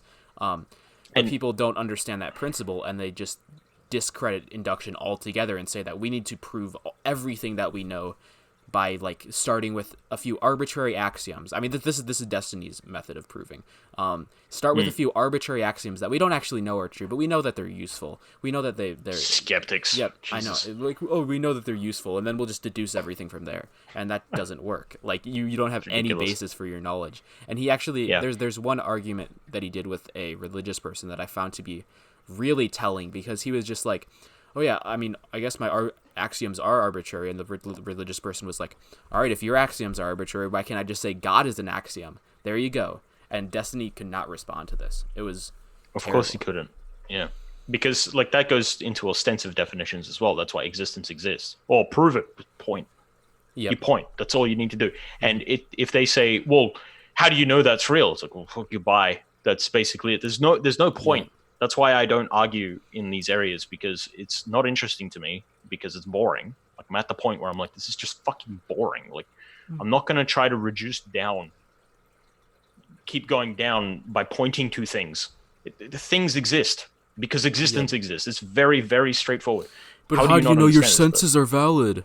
Yeah. They just keep doing that, and it's like, I'm not bothering with this. But going back into the inductive example, like of the swans thing, it's like, yeah, like say for example, you see 100 swans in front of you that are all white. You can generalize that all swans are white, but that's not even applying induction like in an appropriate way, because when you think of other animals have essential characteristics that are not defined by color. So even then you can induce and go, okay, I can deduce that from here. I can generalize and say that all swans are white, right? But given the facts and taking the whole context in, you thinking white, you go, oh, okay, hold on. Other animals aren't all white. There are brown ducks, there are white ducks, there are black ducks. You start thinking in genus and differentia. And that's how efficient thinking happens, because you start structuring things in a hierarchy. So because you have a non-arbitrary reason to doubt the fact that induction is 100% true. But if all that you have are these sort of arbitrary reasons to doubt your induction, then you accept your induction as true. Yeah, and that's kind of how you use induction. But then when you go into deduction, you're going to the specifics, and that goes hand in hand with induction, in the sense that, okay, you've got the generalization, now let's specify and let's try to identify the genus and the differentia and start splitting and creating efficient concepts that make sense, that are coherent with reality. So there's a lot that goes on in there, and a lot of the problems with say skeptics in general, they don't even have a premise. So you can't even argue with them well. It's just arbitrary shit, because they just deduction in a vacuum. And it's like, no, you need inductive premises to deduce. But the irony of it, the irony of it is that implicitly you have induced something. You can't have deduction without induction, because what comes first? Reality. Then you have things, senses, percepts, concepts. You've induced something implicitly, so you can't even do that. So yeah, I mean, it's just a case of reductionism with them ad infinitum. It's boring. And this is sort of the problem with the whole Descartes method of thinking about philosophy. Like, it's like, okay, assume that I have no percepts. I've never seen anything, never been conscious of anything. What do I know? And then he's like, I think, therefore I am. And then from there he tries to deduce everything, but he like smuggles in a bunch of other inductive stuff that without knowing it. Like, he has to smuggle in the fact that the senses are valid in order to prove that the senses are valid. I mean, it's it's terrible, because you literally cannot start with this sort of you can't start with just purely deducing things. Like, you can't start with your eyes closed. You can't start philosophy without any experience. And then, I mean, Descartes would have all these like weird arbitrary rationalizations, because like the whole thing of like, oh, what if there's like a demon that's tricking me, and that all that weird shit Descartes got into. Yeah, I mean, what if there's a demon that's tricking me? I don't know. That's really funny to me. I don't know why. Yeah, I mean What that's if what if there's a demon that's tricking me? yeah, I mean that's his Uh, argument for why we don't actually know the senses are valid. that's really funny for some reason. I don't know. What if there's a demon that's tricking? Like I don't know. I play Doom, so it's just like, what if there's a demon that's tricking me? Just fucking rip its head off. Yeah. That's my whole reaction Oh to it. my Is just god. rip its head off and live your life. Man, that's just funny, man. Like I don't know, but yeah, like the that's why you can apply this context of like understanding things and understanding reality in any kind of premise or any context that you live in. So like say even psychology, like your psychological well-being, you can reduce down to primaries and you go, okay, existence and this and this. And that's why changing premises is so hard, because you're restructuring and rethinking logically your own brain with your own brain. Like you are both the patient and the doctor at the same time, and you have to make sure that you're not applying surgery to the doctor as the patient in a sense, because like psychological problems and bad premises and things like that, it's a shit ton of work to break those cycles because of an induced experience from your life. And that's what happens with a lot of people. Like that's why they have poor habits in their life, or they have poor lifestyles that lead to really catastrophic self-esteem problems and self-doubt and all that stuff. And that's why it's super important to think clearly. But that's not to reduce the fact, that's not to like negate the fact that it's very, very hard to change those mental premises. And that is also why a good childhood with healthy parenting and things like that is so fucking important. Because you have to try to make sure that your child is being raised in a way that they can think clearly and they can see reality for what it is, instead of like doubt and things like that. But there's so many variables in all those things. So yeah, it's like you can apply that context of like implicitly inducing without realizing it, and then inducing crap like, what if a demon's trying to control me? Like that can be applied even in the psychological realm. Like of, well, they've induced something implicitly without realizing, and now they're just deducing in a vacuum, and it's causing psychological problems. You kind of get what I mean there? Yeah. Yeah, you can apply that context to anything, and that's the problem that people have. They just deduce ad infinitum, and they don't identify that they've induced something implicitly, and they've registered that in their psychoepistemological method, and go, well, this is true. And it's like, well, no, your method is now faulty. You've got to filter like across your eyes, in a sense, that Kantianism that is affecting how you understand things. Yeah, and I mean, this is how people become like very fucking rationalistic philosophically. I mean, just when they think about things, like this is what it means to have a like rationalistic psychoepistemology. I know KJ asked me for like good examples of that in our discussion a while ago, because he was like, KJ's awesome. Yeah, I like KJ. He's awesome. Yeah, because he was I guess he was like confused, like, oh, people are accusing a lot of people of being rationalists. Does this actually mean anything? I'm like, I mean, yeah, it does. It means like what, like if you have a psychoepistemology of rationalism, it means you have a tendency to like just try to deductively prove everything, to try to never like actually open your eyes when you're thinking about the world. It's the sort of basement dweller who just stays inside all day and closes his eyes and thinks about reality from inside of his room. Well, all you're seeing is the inside of your room. You're not actually getting out into reality and seeing what's real out there. Like you're not going to discover anything true without getting out into reality. That's a complex statement, because to be a rationalist would imply that you hold very specific premises. A rationalist is someone who I mean, like have like a rationalistic psychoepistemology. Rationalistic is I would say rationalistic is probably more proper, because rationalistic is descriptive. Yeah, so but rationalist, rationalist has a lot of baggage too, because that's like Descartes, Spinoza, Leibniz. Yeah, so right. And to call someone a rationalist is like, that's a big claim. So I'm all about words and what words we use. I'm very specific about it.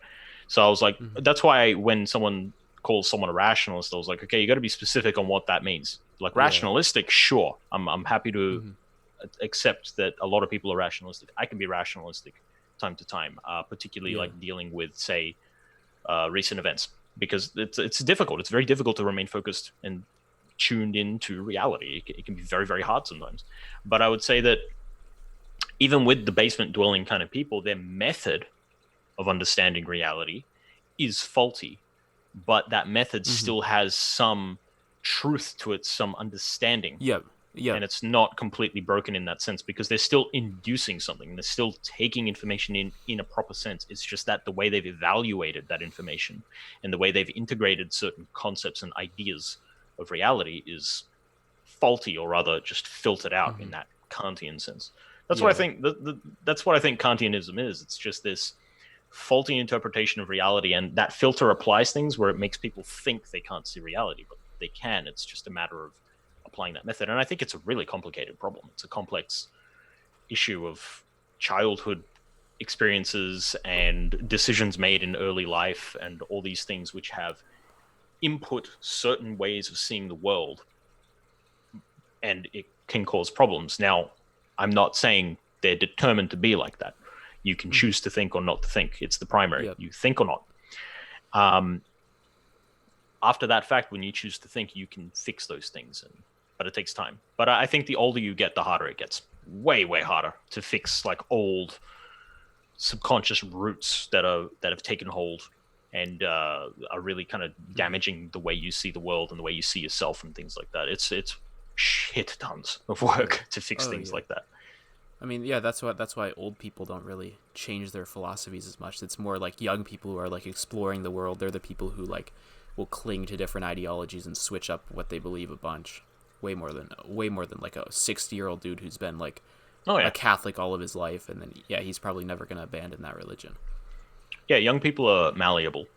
Once you've aged and you've calcified in that sense, it's hard to change old habits. I mean, the saying of old habits die hard, that is very true for a Mm-hmm. lot of people. And those old habits, like in psychology at least, or in counseling, the habit of, say, a thinking pattern in your own psychology, changing that and willfully changing that is hard as fucking hell. Like, because you might have an automatic thought that'll come up like, I'm not good enough. And it's like, okay, you can identify the stem of that, where it comes from, and you got to cut off the head of that stem. You got to identify where it comes from and why you think you're not good enough, right? But applying a new premise and then carrying that old one with you while willfully resisting that thought pattern while maintaining a course of healthy change, that is hard as hell because you're uprooting old habits while inputting new ones at the same time. And it's discipline. But this is why I also always talk about meditation being so good, because meditation, you're teaching your brain, in a sense, to sit still, like stop veering off. I am in control. I'm the one with the free will. This is what I want, and I'm focusing on my breath. I'm focusing on my muscles. I'm focusing on a specific mantra. So that is like training discipline on thinking clearer and focusing in. So I think there's a lot of benefit to doing that if you have trouble with like negative thought patterns and veering off Mm-hmm. course, so to speak. Yeah, I've tried meditating occasionally since discussing with you, but I haven't like done it a ton. I mean, it's an interesting thing. I don't know.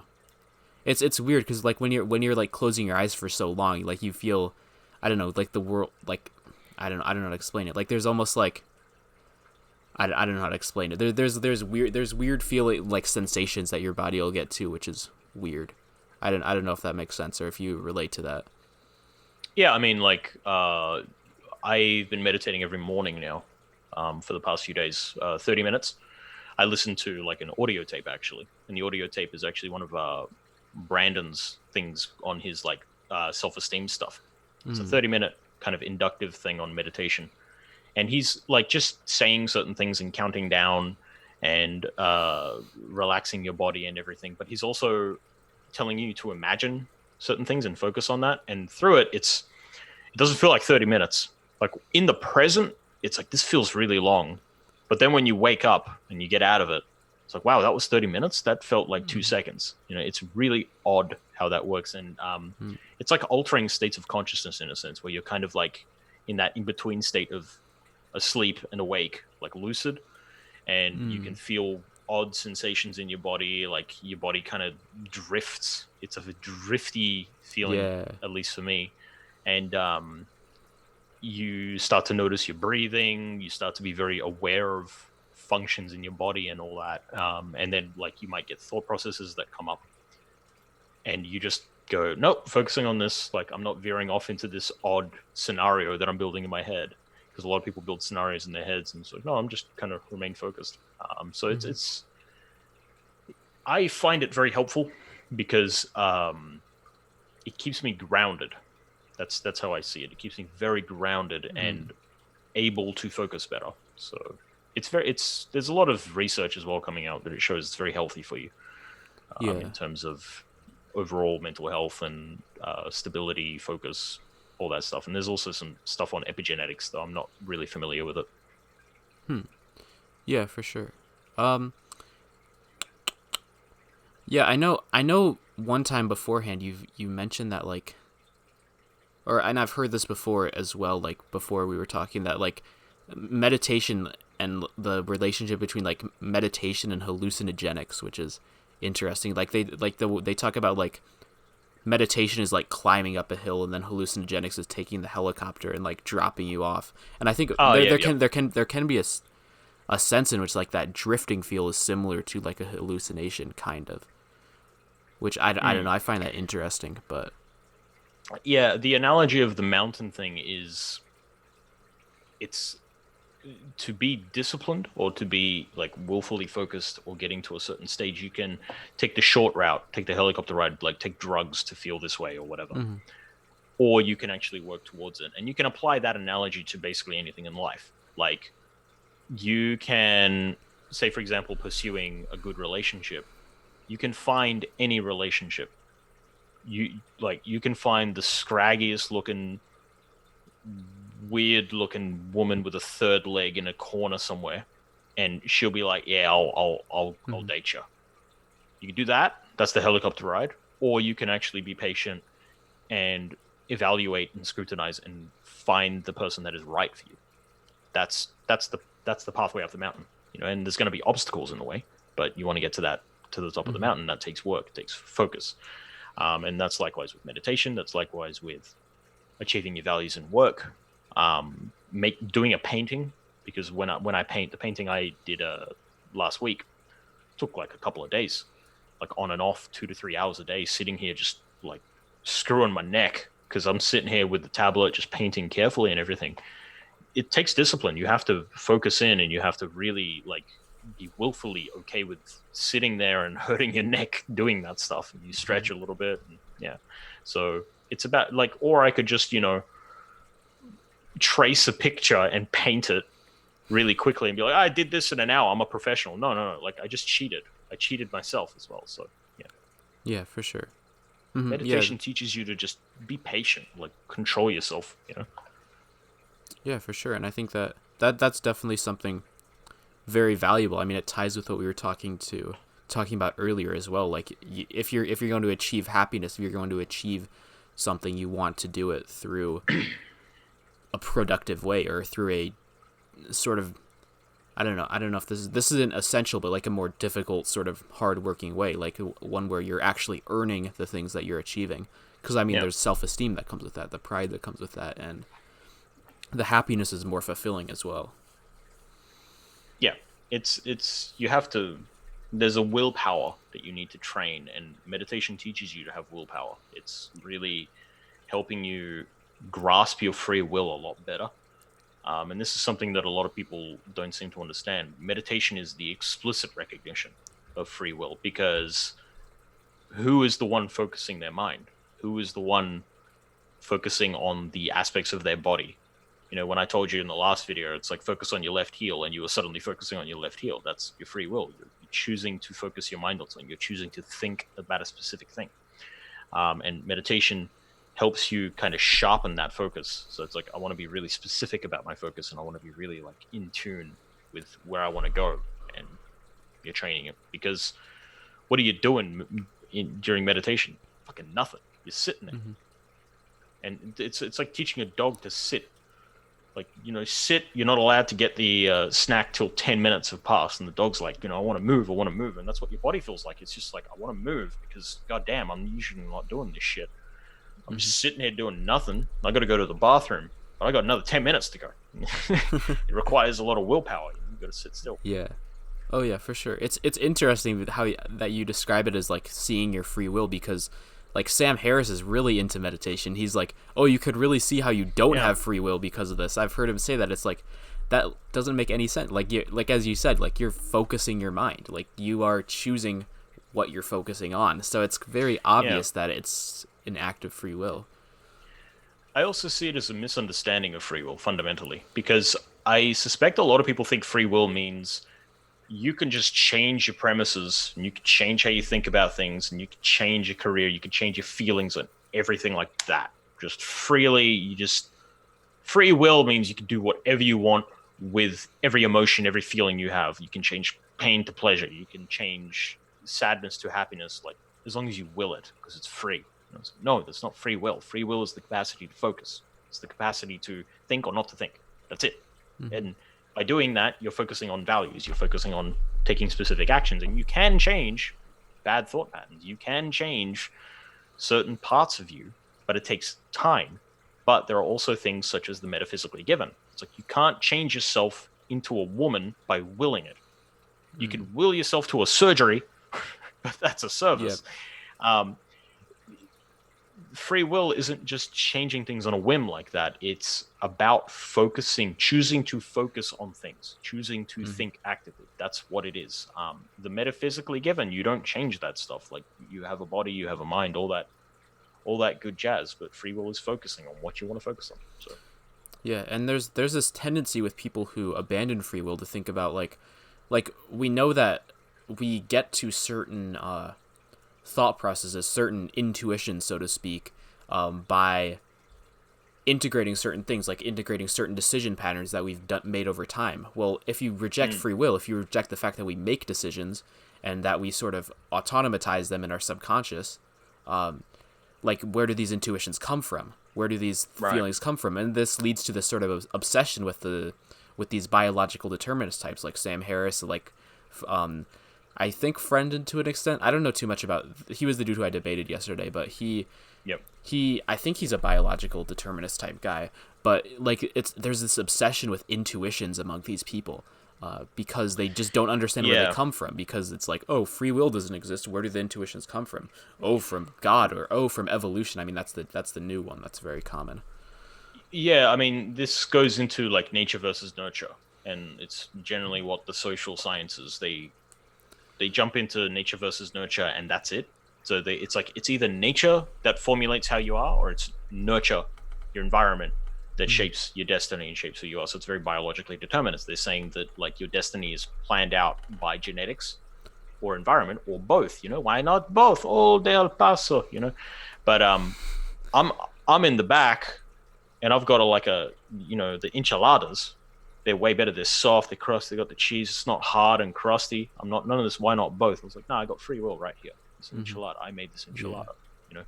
My environment, it can shape your outcome, but you can choose to change how you are in the present by focusing and introspecting. That's your free will. Now your biological aspects, your genetic aspects. Yes, there's a lot of evidence to show that like genetics can play a large part in your predispositions to say depression. That doesn't mean you're going to be depressed. That means that you are more sensitive to becoming depressed. So it's like you experience events which you become more emotionally intense, like intensity of emotions and all that stuff. There's a lot of study regarding that, and I think that's really interesting because that's metaphysically given facts. That's like your DNA and all that stuff, but it has nothing to do with ideas. It has nothing to do with the content of your mind. It has everything to do with just your response to things. But how you respond to them is still based on what? Your free will, the enchilada. None of this fucking, crusty taco, old El Paso shit. It's the enchilada, man. It's a great analogy. Incredible. I love enchiladas. Yeah. I mean, some people, it's just in their destiny to be depressed, according to a lot of these scientists. But speaking of free will and destiny, sorry, I had to do some sort of transition. I was watching a Destiny video recently where he's very opposed to free will, and I mean, one point in the video, he's like, yeah, every scientist agrees that free will is not. There's no such thing as like libertarian free will. Like this shit's like libertarian free will is cancer. I think that was the title of his video. But like all of science agrees that like, oh, you're influenced by your environment or your genetics or like all these sort of things, and you don't actually really have free will. You can't actually freely decide things, and like. I mean, he's right that the science all agrees on that. Like, the science does not account for free will for most of the time. Now, there's good aspects of science that does account for it. When it does account for it, the science is really good. But a lot of times, the scientists do not think free will is a thing. And that's a big problem with psychology from my layman's understanding of the field. Oh, yeah. I'm not theoretical in the psychology aspect, more practical application with counseling and all that stuff, grounded. And I try to omit a lot of the like deterministic stuff like behaviorism. It's fucking terrible. But there's this prevailing idea that it's either your environment or it's your genetics that kind of makes you the person you are. And I tend to look at, it's like, no, you're not determined to be depressed. You're not determined to have anxiety. You're not determined to be such and such person. You can experience depression. You can experience all these things based on events that happen in your life and the way you react to them. And you can be more sensitive to it. See, it's a different evaluation of that. It's like you are more sensitive to becoming depressed. And why is that? And we can look into genetics and all that stuff. Now, I'm not 100% familiar with that, with those explorations. So I'm just going off anecdotals and things like that. So I'm willing to be corrected on how that all functions. It's not my area. But yeah, there's this prevailing idea where it's like, oh, you got a mental illness. What do you mean? You got depression. That's a mental illness. I was like, depression is not a fucking mental illness. When someone is depressed, it's a normal reaction to something that may have happened in their life that caused a problem.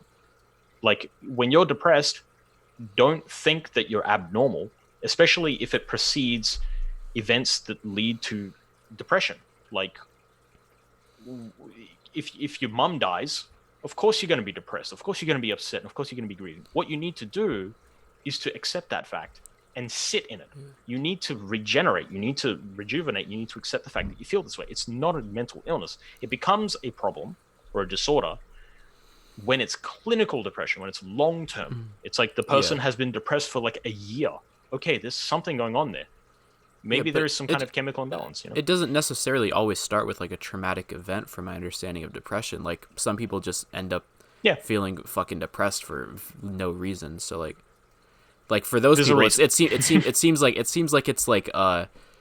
like there is a genetic component to that. I think. I mean, not necessarily for everyone. Like, I think a lot of it is ideas, but it's again, the reason why I'm hesitant to talk about this area is because it's not my area.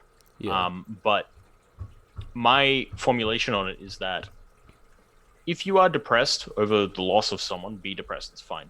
If you are unhappy and you have a feeling, it's like, I don't know where it comes from. Well, that's bullshit. It comes from somewhere. Yeah. There is a reason why you feel certain ways. And now you need to find out why. Now, say, for example, someone is depressed for a long time, we can identify that as clinical depression. And chronic depression, I think they call it. So that person has likely been depressed for so long that now, biologically speaking, their chemicals have been restructured, new pathways in their brain and all that, where they're just in this standard depressed state. And that might need some actual interventions. But when someone is like the starting point of that, something started the depression. What started it? I don't think it's just a natural, his chemicals went out of balance and he just became that way because chemicals. That's biological determinism. There is a reason why people feel depressed and they need to introspect on it. So I think the more important aspect of psychology and counseling is to talk to people and to talk to them in a practical sense, to actually ask them, like, what started this depression? When did it start? Like, were there any reasons there that came up? And is there something that's missing in your life? Because through that, you can identify where they might have gone wrong, like what may have happened that they may not have like been privy to initially. But likewise, it's also teaching people to understand that do you know Elliot Hulse? I do not. okay, Elliot Halsey's a strength trainer, like bodybuilder and everything. I don't agree with a lot of what he says. He's kind of religious. He's kind of a bit red pilly, but he has a lot of really good advice. And something that he said, which I think is top notch, is he treats depression like it's seasonal. And what he means by that is everyone's going to have a point in their life where they're going to feel depressed or down because they're not sure where they want to go next. They're not sure, like, where they're going to go or what they're going to do, or maybe something happened. There's going to be a moment in your life where you're going to feel a little down. And the problem with what we've done with depression and sadness is we've identified them as bad things. It's like, it's bad and it's not normal, so therefore we need to fix it somehow. Well, And he it's said, not. no. It's not a state that you want to be in, though. Well, yeah, I mean, this is the thing. It's an unpleasant feeling, but there's a reason behind the feeling, and you need to go through that to understand the reasoning behind it and get out of it. So it's like treating it like a winter, in a way. So, because you can't be like happy forever. That's the thing. And like, I mean, to give you an example, Ayn Rand, I'm appealing to authority here, but Ayn Rand, after she wrote Atlas Shrugged, she was depressed for 2 years, if I recall. It was approximately 2 years. She was unhappy, and she fell into a depression after writing Atlas Shrugged. And I'm pretty sure you can look into this. It's pretty accurate, from my memory. And I trust my memory. So she was depressed. Now, why was she depressed? It's because she didn't know what to do after Atlas Shrugged, and she felt, I believe it was like, she felt disappointed that the businessmen of the world didn't fight, didn't stand up, given her book and everything. So she felt depressed. It's like, okay, well, but she's achieving her value. She should be happy. It's like, no, like, it happens. Sometimes you go into these deep pits, and it's not about pushing it away and repressing. It's about looking at it and going, why am I depressed? Let's work through this and figure out what I'm going to do next in my life. And I think that's really important in psychology and counseling to teach people, because people think that depression is some kind of sickness. It's a sickness at a certain point, yes. But depression and sadness, they're not sicknesses by default. They are conditions that humans feel and experience based on certain circumstances. There's always a reason behind how you feel. And that reason might be some kind of chemical imbalance, or it could be because of experiences in your life. Now, when I talk about bipolar people, I don't think that, from my understanding of bipolar, like, I'm not saying like, just go through your little phase and deal with it. No, it's like they might actually need medicine because of the extremes that they go through. They go really high extremes and really low extremes. So yeah, of course, like, I'm not saying that all depression is normal. There's abnormality there.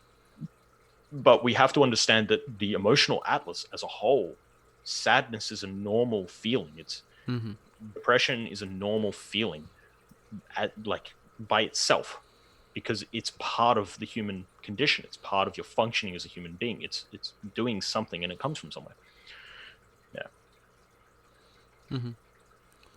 Bipolar to me is a interesting thing. I don't know. I have a lot of like layman's takes on a lot of things like this, but it seems, I don't know, I feel weird about like the whole idea of medicating bipolar to sort of like mellow out your emotions. Like that seems kind of backwards to me. Like don't you want to have like strong emotions about things and value things really strongly? The interesting thing about bipolar is they have manic episodes and then they have depressive episodes. There's two types of bipolar. I can't remember which ones exactly are the like stronger ones, worse ones, but they tend to go like that, right? Yep. And the thing is about, say, for example, you and I, it's like, we would deal with, say, like a breakup, and you go really low, right? And then you would slowly come back up and you'd normalize. So it's kind of like a line. But with a bipolar person is kind of like, I'm manic, and that means I'm not really going to sleep for 2 days.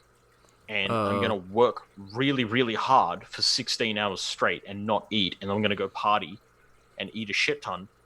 And my mood's like, here, it's off the screen levels of high. And then out of nowhere, I'm going to go straight through the floor, and I don't even want to fucking move.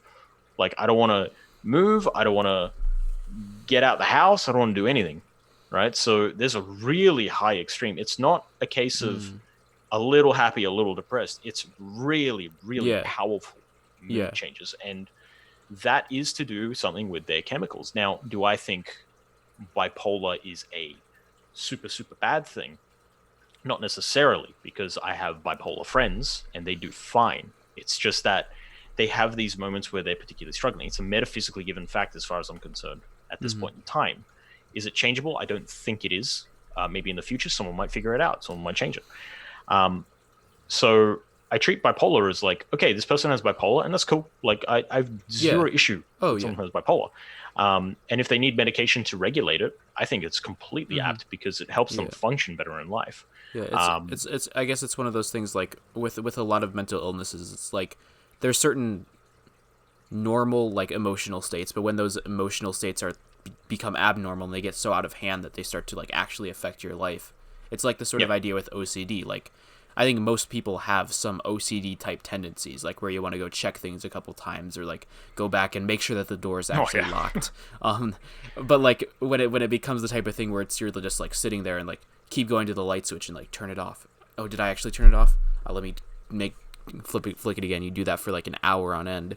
Like that's then it's actually interfering with your life. And I think, yeah, it makes sense that like bipolar can also have that sort of tendency to sort of like, oh, you like, oh, I'm just gonna get like this crazy high that's gonna keep me up constantly, and then this crazy low that I'm just gonna be wallowing in misery for days on end. And that's why I say like depression. When I define depression, I define it as a state of powerful levels of sadness. It's a very low state. It's not conditional. Like it's not packaged with something else. It's like depressed for 6 months. Oh, that's a problem. There's something's going on there. It's like saying I drink alcohol every 3 minutes, and it's like okay, the condition just applied a certain other definition, which is alcoholism. And probably alcohol poisoning. So when we define terms, we have to maintain, like when someone says depression, it doesn't mean depression with such and such examples. It's depression. This is the feeling. All right, now, when can depression become a problem? When is it appropriate to be depressed? When is it okay? When is it normal? So like when you look at emotions just as they are without those conditions, you'll recognize that emotions are normal. Like that whole atlas of emotions, they're all completely normal and within the human psyche, within the human condition, and they should be treated as such. And that's why, like I say, we treat depression in such a way where it's like, oh, no, you can't be depressed. It's like saying like, oh, you can't feel good about achieving your values. That's not in God's image. It's the same thing. Except that depression just feels worse than achieving your values. But have you noticed that you can condition people into feeling bad about feeling good? Oh, yeah, for sure. Yeah. And now imagine, apply that same example. Oh, you feel bad? Stop feeling bad. So you feel bad for feeling bad. Oh, yeah, and then it just kind of becomes a spiral. Yeah, imagine that's kind of how depression seems to work. Like you just spiral deeper and deeper. You feel bad because you feel bad, and you question yourself, and it just gets worse and worse, and that sort of anxiety that comes with it. Yeah, and that's why I'm constantly going on and on and on and on my videos about accept the fact of your emotions. If you feel sad, don't feel bad about feeling sad. Feel it because you feel it for a reason, and you need to be okay with it. Because when you become okay with it, when you become okay with all those things, that's when you learn to grow. That's when you learn to acknowledge and understand where it comes from and move through. It's like telling someone who like loses a loved one, oh, you shouldn't feel sad for 6 months. It's like, really? Because the grief process, they talk about like there's denial, there's acceptance, there's anger, resentment, all that stuff, bargaining. The stages of grief, it's bullshit. Like there's no such thing as the stages of grief. People handle grief in different ways, right? But to tell someone that says, just get over it. It's been 6 months since your husband died. Are you fucking serious? Like, this is like the person stopped valuing they died. Oh, yeah. That can take years. And that's what people need to understand. Like, these emotions, they come from a certain place and they are normal. They become abnormal when it's just a standard. If you're by default always depressed, something is going on. I can probably say pretty confidently. But if you're depressed because like, oh, I just went through, say, a breakup, my experience. I'm depressed because I'm because I went through a breakup a month ago. If someone told me, stop being depressed, get over it, I'd be like, go fuck yourself. Oh I'd be yeah. like, go fuck yourself. Of course I feel like shit. So, yeah. And I feel good when I feel like shit, which is kind of the weird paradox of it, because it's like I acknowledge the fact that I'm not really at my 100% energetic state. Like, I can't. I just can't. Like, I need to heal. I need to regenerate, And that's entirely normal and entirely human. So when you feel sad, all right, feel sad. Like, don't let anyone tell you otherwise. It's bad. Oh yeah, and then you get this sort of unearned guilt that comes with that, and that's just terrible because you like sort of identify the fact that you feel a certain way as stemming from some like evil inside of you that you should feel guilty for because you haven't fixed it yet or you haven't corrected this problem yet. Right.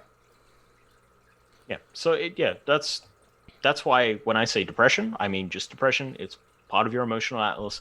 You feel depressed and you have a good reason for it. Like you've identified why. All right, let it be, accept it, be grateful for the fact that you feel, and then move forward slowly. Pace yourself. Stop picking yourself up piece by piece. It's really important. But if you tell someone that being depressed is like, it's not normal, all right, now you've applied a rule to them. They're not normal because they're depressed. It's like, really? Yeah. Telling someone they're not normal because they feel depressed. Everyone has felt depressed. 100%. Doesn't matter who. And it's bullshit for people to assert, it's not normal to feel depressed. Oh, fuck off. It's complete shit. Oh, yeah, for sure. I'm very passionate about this. Yeah, for sure. I'm very tired, so like I feel like my wit is kind of falling at this point, but all good. I think you should get some sleep because I have to eat. I haven't eaten in 18 to 20 hours. I'm fasting. Oh yeah, hell yeah. It's not even midnight. We can keep going forever. Let's go. No, I'm kidding. But I don't think I have had dinner yet. Never mind. I don't eat as much as I used to. Like I just skip breakfast accidentally and I'll like be working all morning on homework and then it's like, oh shit, 2 p.m. Gotta get my lunch. Right, yeah. I know that feeling. I do intermittent fasting, so I don't have my breakfast. So I skip it out and I just have lunch and dinner. I feel really good doing it. Like I feel fine. I'm starving, but I feel energized and clear and fine. But yeah, like sometimes I just skip meals and I completely forget. And like, oh yeah, I didn't eat. I should probably eat something now. I just listen to my stomach. It's like, okay. Oh yeah, for sure. I'm gonna eat some food. Yeah, like a lot of it, I just don't feel hungry half the time anymore. Like when I was like it's weird. Like now that I'm not a growing boy anymore. Like I don't feel as hungry. Yeah, like it also depends on what you eat. If you eat like potatoes and sweet potatoes, oh man, that fills you up hard real quick. Have you ever done the potato diet? You should try this. I have not. All right. What is it? You should try this just so you can suffer a little bit. For 2 weeks, just eat nothing but potatoes, no flavoring. Wait, but like that's gonna fuck me up, though. No, the potatoes are very nutritionally valuable. They've got a lot of nutrition in it, right? But like but if they like lack one specific thing, like I'm not gonna have that one specific nutrient for like weeks. 2 weeks. You'll be fine for 2 weeks, but no. Apparently, I don't know the details of this exactly, but I was told that this resets your taste buds. So like, say for example, you eat sweet things, like really, really sweet stuff. And if you've ever cut out sweet foods and then you try to eat sweet stuff again after like a month, holy shit, like some of it is way too sweet. Like Coca-Cola, if you drink a lot of Coke, if you stop eating sugar and cut it all out for a couple months, I did that for a long time. I did a ketogenic diet for a while. You cut it out and you go back to sweets. Like dark chocolate to me was too sweet. It was really bizarre. What? Yeah, because it's like a sensory overload. You're resetting the senses because you become used to the feeling of it. So apparently, if you eat just potatoes for 2 weeks, it's monotonous as hell because potatoes without flavoring, like the thought of it is depressing. To me, it's depressing. I love food. I cook a lot. But after you do it, it resets your taste buds, apparently. So, like, everything is just richer in taste. Now, I'm not doing that shit. I already have enough taste in my life. I don't know. I like potatoes. Potatoes are kind of good. Yeah, potatoes good. I love potatoes. After I you, eat you them like almost every dice day. them up, cook them up, and then eat them, and then Yeah, yeah, do I that for do. 2 weeks. Yeah, exactly. Like I do. I've got like a rice cooker, and I use that to cook like a chicken and veggie stew. And I put Mm. chicken habaneros, onions, carrots, potatoes, and what was the other one? Some other stuff. Can't remember now. Yeah, I put a bunch of vegetables in there, and then I put like Mm. salt, and I put a little bit of vinegar because I like the tangy taste of vinegar, and Oh, I I just hate cook it in the vinegar. rice cooker. All right, you'd hate it then. But take out the vinegar, and then once it's cooked, I put like cheese on top so it melts on top, and then a little bit of mayo. Oh, Mm. I love it. Yeah. Simple. I don't It's like such mayo and a vinegar, but bodybuilder everything diet. else, everything besides the mayo and vinegar, amazing. Okay, yeah. You I you just don't I like just make mayo and vinegar? no. Yeah. You don't I like mayo and vinegar, but you like Tyrone. Ugh. Yeah, man. I guess my only real like recipe that I ever do is I like making omelets a lot. Like I just take whatever Omelets good, yeah. vegetables are in the fridge and I just cut everything up. I love cutting vegetables. It's so much fun. It's so fulfilling to cut up vegetables. Yeah, Um it's good fun. and then yeah, I just throw in a bunch of shit in the eggs and mix it all up. Like I think today it was like I had like asparagus, cilantro, tomatoes, peppers, what else? Fucking ham, bacon, sausage, like a whole bunch of shit. I just get anything that I can find in the fridge and mix it in. Yeah, I think it's time for me to go because I'm hungry now. Haven't eaten in 18 hours, so Oh yeah, sounds good delicious though. shit. That sounds good. Oh yeah, for Yeah, I sure. might make some eggs. Yeah, eggs are so good. But Yeah, yeah, man. Oh, I'm fucking tired though. Oh, it's late. yeah, you should get some sleep. Yeah, for sure. It's almost midnight. Yeah, here it's almost 2, so Oh I'm wow. getting my afternoon started. Yeah, for sure. Yeah, man. Thanks for the conversation. I will be doing that outro now. So thank you all for watching, and I hope to see you all in the next video. Peace. All right, like and subscribe to me.